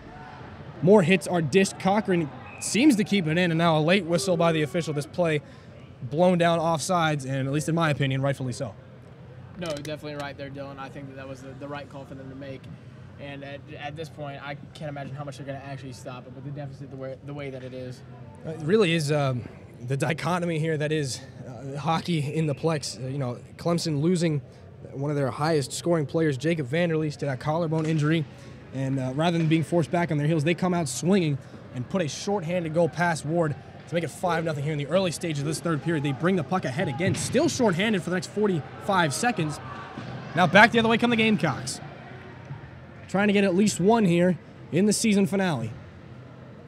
Chance right around in front, a shot by Jem Hatton, and the puck might have gone out of play. No, it's actually nobody has any clue where the puck is. Yeah, that puck has disappeared altogether. With 16:12 to go here in the third period, 34 seconds remain on that penalty to Matthew Power. Honestly, I didn't say anything because normally I always lose the puck, at least from up here. I can't tell where the heck that thing's going. But at this point, Gamecocks are just looking to get a consolation, just some sort of moral victory with it by making this not a shutout. Face-off will this time be taken by Alex Kranis. It'll be 1. Gamecocks doing real well on face-off tonight. They move it back over to the far side point. Hesitated shot there, stopped and held once more by Kaiser. Kaiser really just been all over the ice. He's been calm, he's been patient, but when called upon, he has been absolutely outstanding, evidenced by the big goose egg up on the board thus far. And like I said before, they're just going to try everything they can to change that goose egg and to get it off the board. And if anybody's going to do it, normally we would think would be Sean Davis, Carolina's leader in goal scoring, but again, out due to an injury sustained in Nashville against Ole Miss. A chance right around in front, still with time on the power play. Puck moved back to Duncan Hickman. They'll move it with a bit of urgency here now. They're controlling that left side circle. A chance back to the point. Drummond, that one goes wide. Controlling some more. Along that left wing point, a shot, and that one held once more right into the basket. The bread basket, that is, of Joseph Kaiser. Kaiser doing an absolute fantastic job anytime a shot even comes his way. Not that they've been very hard shots to keep up, but he just hasn't faltered yet, and that's why the score is the way it is. And absolutely, as we said, Joseph Kaiser in 8 appearances so far this season, credited with just 2 victories, and he's had a 6.17 goals against average follow him around for a large majority of the season. Damn it. As the puck comes all the way back down, the Gamecocks will move it back ahead. Apparently down that left side, he's got absolutely no help. He'll drop it back off for Kranis. Kranis moving to the backhand, and behind the net he goes. Powderly again. Back out to Cochran. Cochran shoots one through traffic, and again, it does not get to the net. A nice play between the legs there, and again, it's going to be 2-on-1. Talo again. The back end, centering pass, a shot. They score. What a beautiful passing play back and forth between Talo and the eventual goal scorer. That's Chandler Path. Path second on the night, and Talo with assist and 2 goals on the night. Talo being an absolute force on both ends of the ice, and his his extremely saucy pass facilitated that almost open net opportunity for Path, and that's just, this is turning, the floodgates are opening. This is turning into an absolute bloodbath as the fans are clearing, or at least the good majority of the fans around the ring, not the ones that are the more loyal, I guess you could say. As we take a look at the Carolina bench, we will see Nick Jasinski come over the boards. It will appear Jared Ward's season has come to a conclusion with quite a bit of frustration as he slams that bench door shut. We'll see Nick Jasinski for the remaining 15 minutes of this hockey game. He's going to try to stop the bleeding at 6. And the remaining Clemson Tigers out on the ice will try to continue that. Seems that Rasicott got an assist on that last goal as well. Andrew Rasicott, an absolute force for Clemson tonight, just as we said he would be. And now as the tempo has absolutely dropped off for Carolina, Clemson not allowing it to do so for themselves. Chance on a 3-on-2, and Nick Jasinski is tested for the first time, ably redirecting that puck into the far side corner. They'll move it back ahead. Icing waved off back behind the goal to play it. And now ripped up the wall is Kaiser. A centering pass just past the stick. The Gamecocks again not getting anything going. Clemson bringing it ahead comfortably now with a 6-0 lead.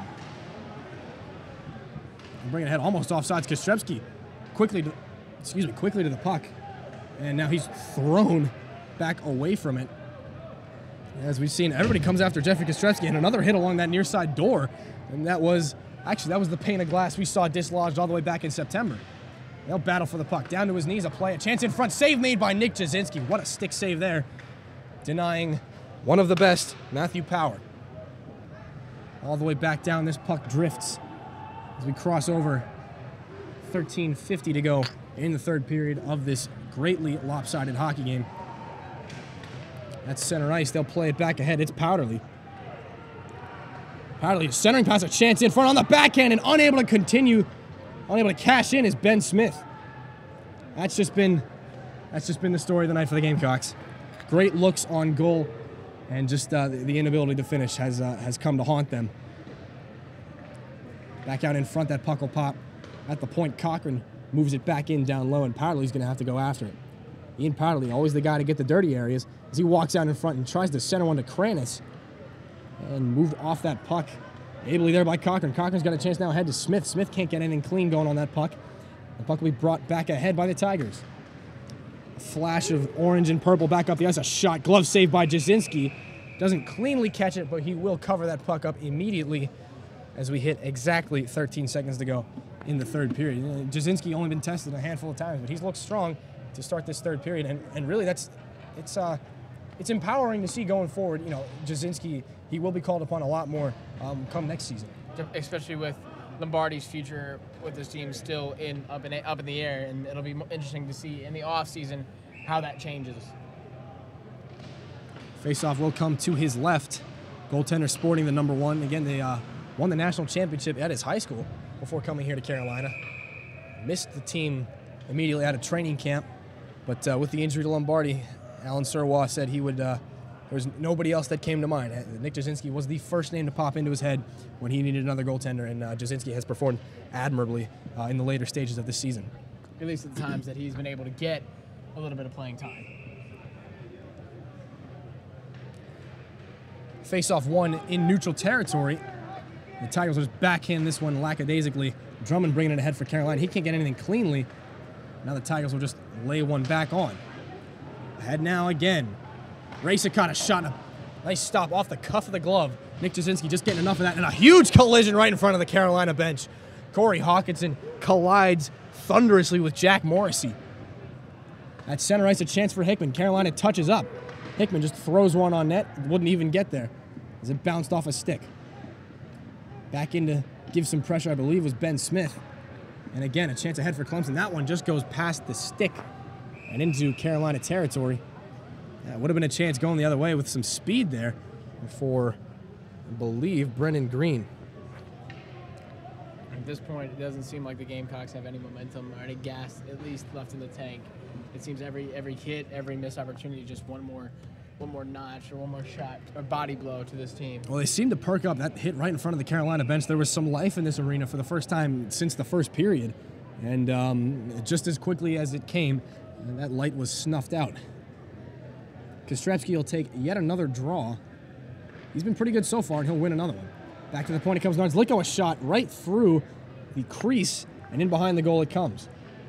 Popping back out. A lot of players will confer along the near sideboards, but Clemson ultimately coming away with it. A nice play by Evan Hoey to keep that puck in. No sustained pressure, though, after a nice play, again, by Evan Hoey. The complete game that Jack discussed earlier on has all but been abandoned. Now Path coming to the goal, a shot. He scores!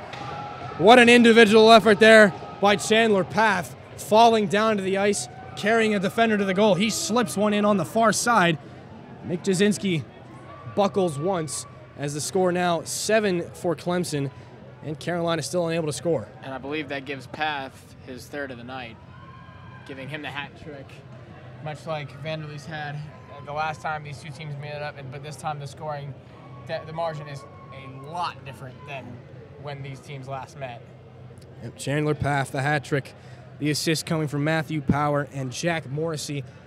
And I doubt we'll see any hats on the ice. Probably because they would throw. He's still got the puck on his stick. Curry, an individual effort, going almost the full length of the ice, but right at the end he takes a bump, loses the puck, and Kaiser covers it up again for yet another faceoff in Clemson territory. And that's been a familiar sight, being able to get the puck all the way down the ice in enemy territory, passing no man's land and having at least not a whole lot of opposition. But then the minute they get anywhere into the forecheck, or the second into the forecheck, getting anywhere near the crease, it's just absolutely swallowed up and stopped on a dime.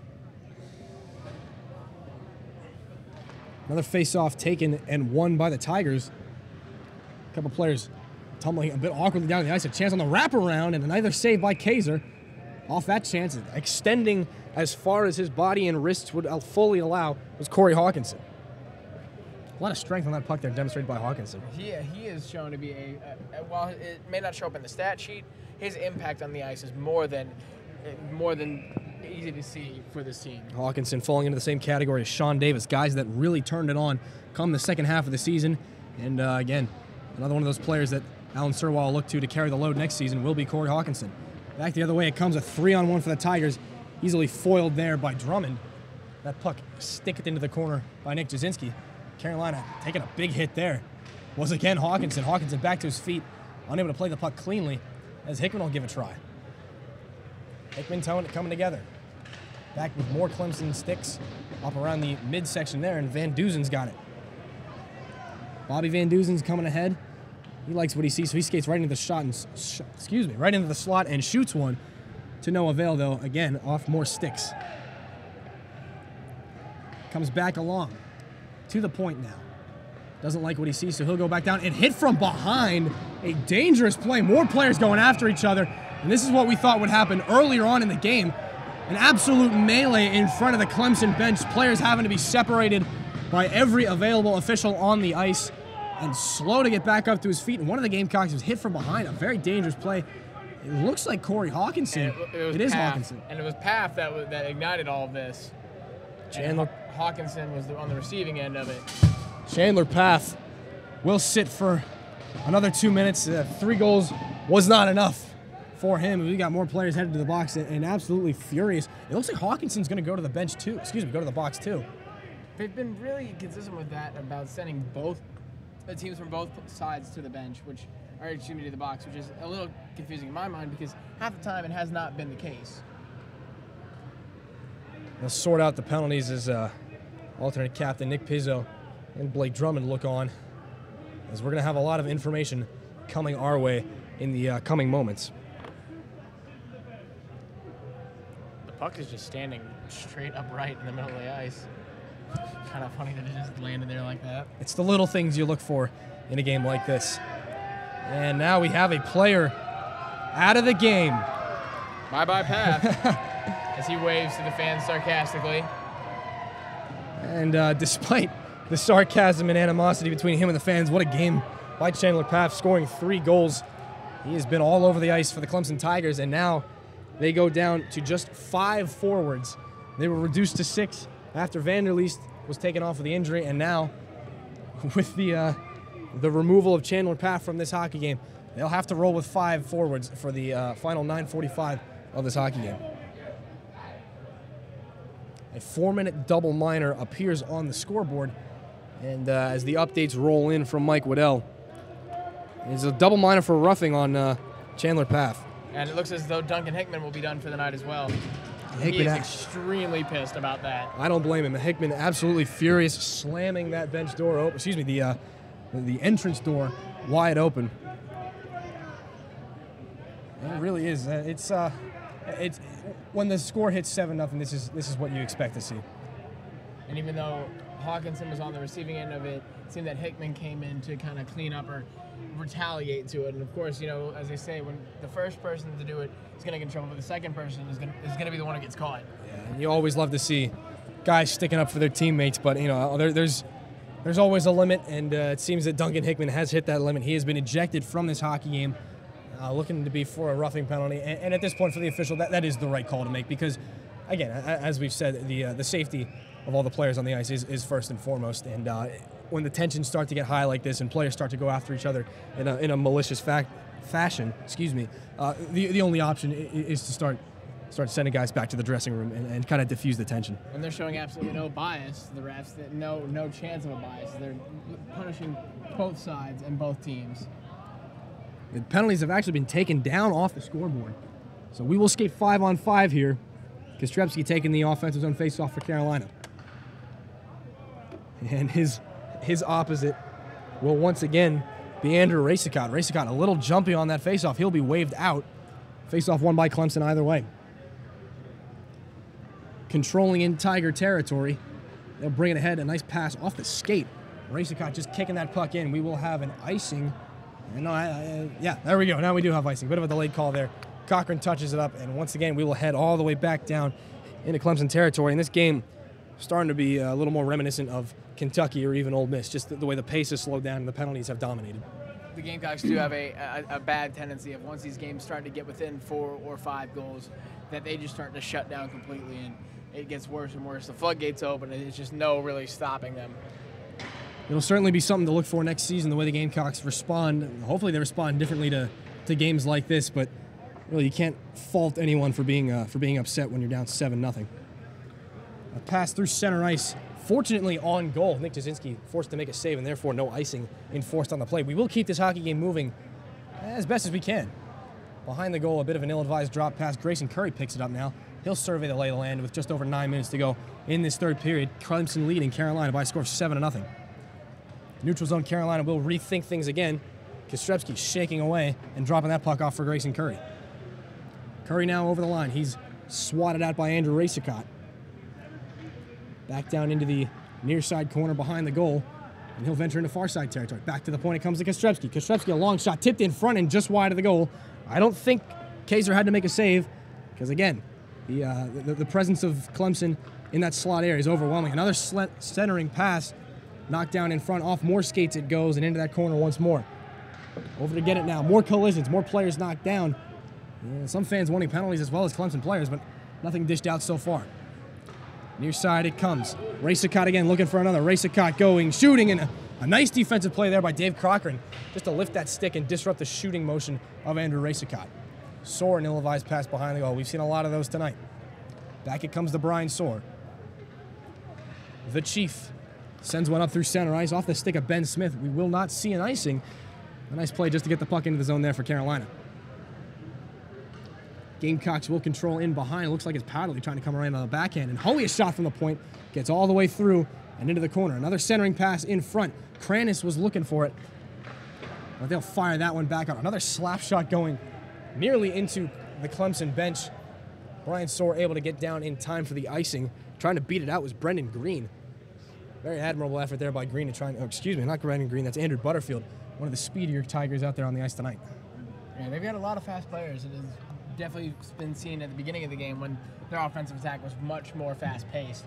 And now, as they're starting to slow it down, it's not as formidable. I think a lot of the just the general conditioning is going to be something Alan Sirwell's going to look at for next season. So when it does come down to the third period, nobody's legs are absolutely dead. Either way, right now we focus on the present. As a hit from behind there, a dangerous hit by Ian Powderly, and springing right back up to his feet. Couldn't see exactly who it was for Clemson. Nothing comes out of it. Probably for the better here. We see more players keeping their heads on straight. Now behind the goal, the puck comes with just over 7 to go. Carolina will chip this puck out. Now back ahead comes Powderly. Powderly tries to cut towards the center, and he loses the puck again. And weaving lazily back, it'll be Nick Nardzliko. Another pass. Not entirely sure who the intended target was. It goes off more Clemson sticks. Back in, left by Kaiser. Brought ahead, thrown out now to the far side. Nardzliko shoots one off the shin guard. And now to the stick, tumbling down to the ice here is Alex Schreiber. And Schreiber, almost a good chance there. Back at the point they control. Shot off a couple of more sticks. And into the netting once again. We will have another stoppage of play. And it's really surprising. When we see a lot of goals like this, everything just seems to stop. The game moves in 20 to 30, and maybe 45-second shifts, and with long stretches of downtime in between. And especially with these goals being maybe now starting to be a little bit more fewer and far between, it is interesting to see how much the game actually stops. A big shot, again by Racicot, goes wide of Nick Jasinski's goal. That puck batted down by a high stick, but played by Jem Hatton, therefore no call, no stoppage of play. More players collide. On the near side, Kranis tries to get it back in. He will, successfully, back to Jeffrey Kostrepski. Kostrepski weaving it around. Lots of strength on the puck. Kostrepski hauled down. He will get that puck free to Hatton, and then we'll get back onto the point. Hoey now a shot, kicked out. Another great save. And now a rebound in front. Kostrepski almost a chance to sneak one past Kaiser. Nothing doing that time. They continue again. A backhander by Kostrepski goes into the corner. Nobody seems to want to get after it for Carolina. Things picking up at least briefly. More players down to the ice. A big hit by Nick Pizzo. That time the victim seems to be Andrew Butterfield. Back ahead and racing to get it is Racicot. I did not do that on purpose. Racicot a shot saved by Jasinski, and he sweeps that one out of his crease. And now a shot again kicked out by Jasinski, holding the stick of Racicot. It looked like it to be Alex Kranis. He got away with that one there. And back ahead comes Nick Pizzo. Pizzo collides and comes away with the puck, although briefly he will retain control of it. Moving to Ben Smith, a nice pass in the slot. Now a chance for Van Dusen, a shot. Save made, rebound, the puck sitting behind Kaiser. And again, the Gamecocks unable to convert. It's the 4th or 5th time we've seen that Kaiser does not know where the puck is. And fortunately for him, he's defenseman due. On the backhand, Van Dusen chips it back in. Gamecock defenseman will get some rotation here as we enter the final 5 of this Carolina season. Chipped back ahead as more players slide. And that's another thing we seem to see as the game goes on in a score like this. More players falling down to the ice and just losing their balance entirely. Powderly ahead now. He'll wait, and he'll bring one through. A nice move there by Ian Powderly. And shoots one just through the goal mouth. What an individual effort there by Ian Powderly. But he's got nothing to show for it. Another chance right through the net. Ben Smith, the shooter of that puck. Now a chance from Curry. Tipped in front and over the netting we go. Yet another stoppage of play. That puck, unable to see if it came off in Kaiser, but either way, it's going to be, it looks like a defensive zone face-off for the Tigers. There just seems to be a lid on the cage, if you will, or a wall, I guess, because the puck, no matter how close it gets to going past that line, no matter how close of a chance or how open of an opportunity they have, it just does not seem to hit the back of the net at all tonight. 4:26 to go. The Gamecocks having ample opportunities. Don't entirely have an accurate shot count right now. We're waiting to keep them as up to date as we can. Entering this period, the shots, I believe, 20 to 18 in favor of Clemson. I got to think they have the favor hasn't shifted much. I got to think Clemson's still out shooting the Gamecocks. It would not surprise me at all. And we have a timeout called here as the players gather at their respective benches. And the Clemson coach gathers his players to join the total of 5 Clemson players that are left on their bench, with the amount of players they've had ejected or injured. Not entirely sure if that was a full timeout. It was a joint. Usually the goaltender doesn't go to the bench unless it is a timeout. Or, of course, if there's a stoppage in play for television, but obviously we do not have any other TV networks here. A backhander by Kostrepski. Oh, wow. Bobbled there by Kaiser, and he gives Ben Smith a swat as Smith tries to put that loose puck in. A turning shot now, a great chance there by Hawkinson, and again, the puck off some sticks and out of play. as we will have yet another face-off in the Clemson zone. Seems we've had numerous face-offs in the Clemson zone in the past 10 minutes and nothing coming out of them and nothing to show for it because of them. It doesn't seem like the score will change anytime soon. And surprisingly enough, though, we've regressed back down to about an average Plex crowd. We went from your typical Clemson crowd back down to about a regular game. A shot from the left wing circle, again kicked out by Kaiser. Clemson will go to the air, just past the waving glove hand of Butterfield again. Butterfield, always the guy. Oh, he goes in hard into the boards. An intense collision there. Those boards not moving too much. Butterfield seems to be okay. I was just about to say, he seems to be all over the ice. He seems to be the guy that goes in hard after all those loose pucks, and he almost paid the price for it. Back behind the goal, they will stop it and move it back ahead now. Matthew Power tries to shuffle things ahead. More confusion as to who will pick it up. It finally comes to a Tiger stick, and weaving his way through three Gamecock players. It was almost Jared Tallow. Tallow with already at least one goal in this hockey game. Icing will not be enforced on this play. Waved off by the official, just in an attempt to keep this hockey game moving. Nick Nards-Licko moves it D to D. And Evan Hoey throws one back off three Clemson sticks. And now, back at center ice, Racicott intercepts. Back the other way down that right wing, a shot, and off the glove again of Nick Jasinski. He seems to like going to that glove side, and Jasinski equal to the task. A chance in front. Almost a big opportunity there for Jake Morrissey. Now down that left side, a centering pass to nobody, as we've seen so many times for the boys in the red sweaters. Back in again, they will chip it. For Clemson is Schreiber. Back ahead, they'll just let Hoey have it, and Hoey will flip it all the way up. And for the third time tonight, we have some players on the ice who forget how low the ceiling is. We'll have another stoppage of play with just 2.5 to go. That was the nice thing about being in Nashville. That was never an issue, except for one or two maybe instances where the puck flew that high up. But a lot of plays were allowed to continue because there wasn't really anything up there to abridge the flow of the puck. Absolutely. And regardless of how the tournament turned out for Carolina Gamecocks, each and every one of them definitely enjoyed that trip to Nashville. A beautiful ice surface at the Ford Ice Center, the practice facility of the NHL's Nashville Predators. Again, can't say enough about Nashville. What a great city. First time I was ever there, and it will not be an experience I forget anytime soon. Behind the goal, as we enter the final 2 minutes of this hockey game, we thank you for joining us. My name is Dillon Clark alongside Jack Taylor. We will remain with you throughout the end of this game and for a brief intermission report. Very brief. Excuse me, brief post-game report.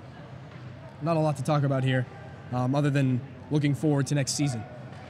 Unless somebody scores for Carolina within the next minute and a half, then we'll have something to talk about. Grayson Curry. He'll try to do that, maybe just for us. Either way, Clemson shuts that one down, and all the way back down the ice, this puck will go. And Nick Jasinski shakes his head, as I think Jasinski would just like this night to end, and even though it wasn't even his fault. And really, it's hard to place blame on any one person, because the game starts out, again, we talked about putting yourselves in a hole, and I don't see it. The way these games unfold for Carolina, I don't see it as just a 7-0 loss. It's not a blowout. It's a close game that they find themselves down by 2. And then all of a sudden, the game seems to morph a little bit. They find themselves down by 5, and then it morphs into a blowout. It's back the other way comes Butterfield. Butterfield shrugged away by Nick Nards-Licko. It was a nice play there by Jasinski to poke that puck out to center ice. Jeffrey Kostrepski brings it ahead now. He shoots one from long range off the glass. An ineffective strategy that the Gamecocks have tried to stick with so far in this game. And now the Tigers will clear it out of the slot area, and it comes back onto the stick of Jim Hatton. Hatton trying to work things out for himself. Kostrepski trying to give it back to Hatton. And back the other way, in a flash of white, purple, and orange, come the Clemson Tigers. They'll give it back off. Racicott winds and fires just past the head of Jasinski. And you got to think, he might have been actually aiming for the head of Nick Jasinski. And as I can tell you from personal experience, as Hoey makes a nice hit behind the net, it does not feel good getting hit with a puck at that speed, especially right in the head. Back the other way with 40 seconds to go comes Kostrepski. Almost an odd man rush. And it was turned away at the last second there by Jared Tallow. The Gamecocks have another offensive entry foiled by that stellar Clemson defender. Puck sailing all the way back down, icing waved off. Jasinski back to play it. And all the way back comes Nick Nards-Licko. As we see the final seconds expire here, the Gamecocks will have one last try shoveled all the way back down. Nothing really happened here. As that is it, the clock hits zeros, and for the first time this season, the Clemson Tigers take a victory here in Irmo. The final score, Clemson 7, Carolina Gamecocks 0. That will be the final game of the season for both clubs. Final records here, Clemson finishes the year at 10-10-1, and the University of South Carolina Gamecocks 10-11-2. They're just playing a few more games than these Tigers. We thank you for sticking with us all the way through this broadcast. And we're going to step aside, and when we come back, we will have a brief post-game intermission. My name is Dillon Clark, alongside Jack Taylor for the Capital City Sports Network. We will be back in a moment.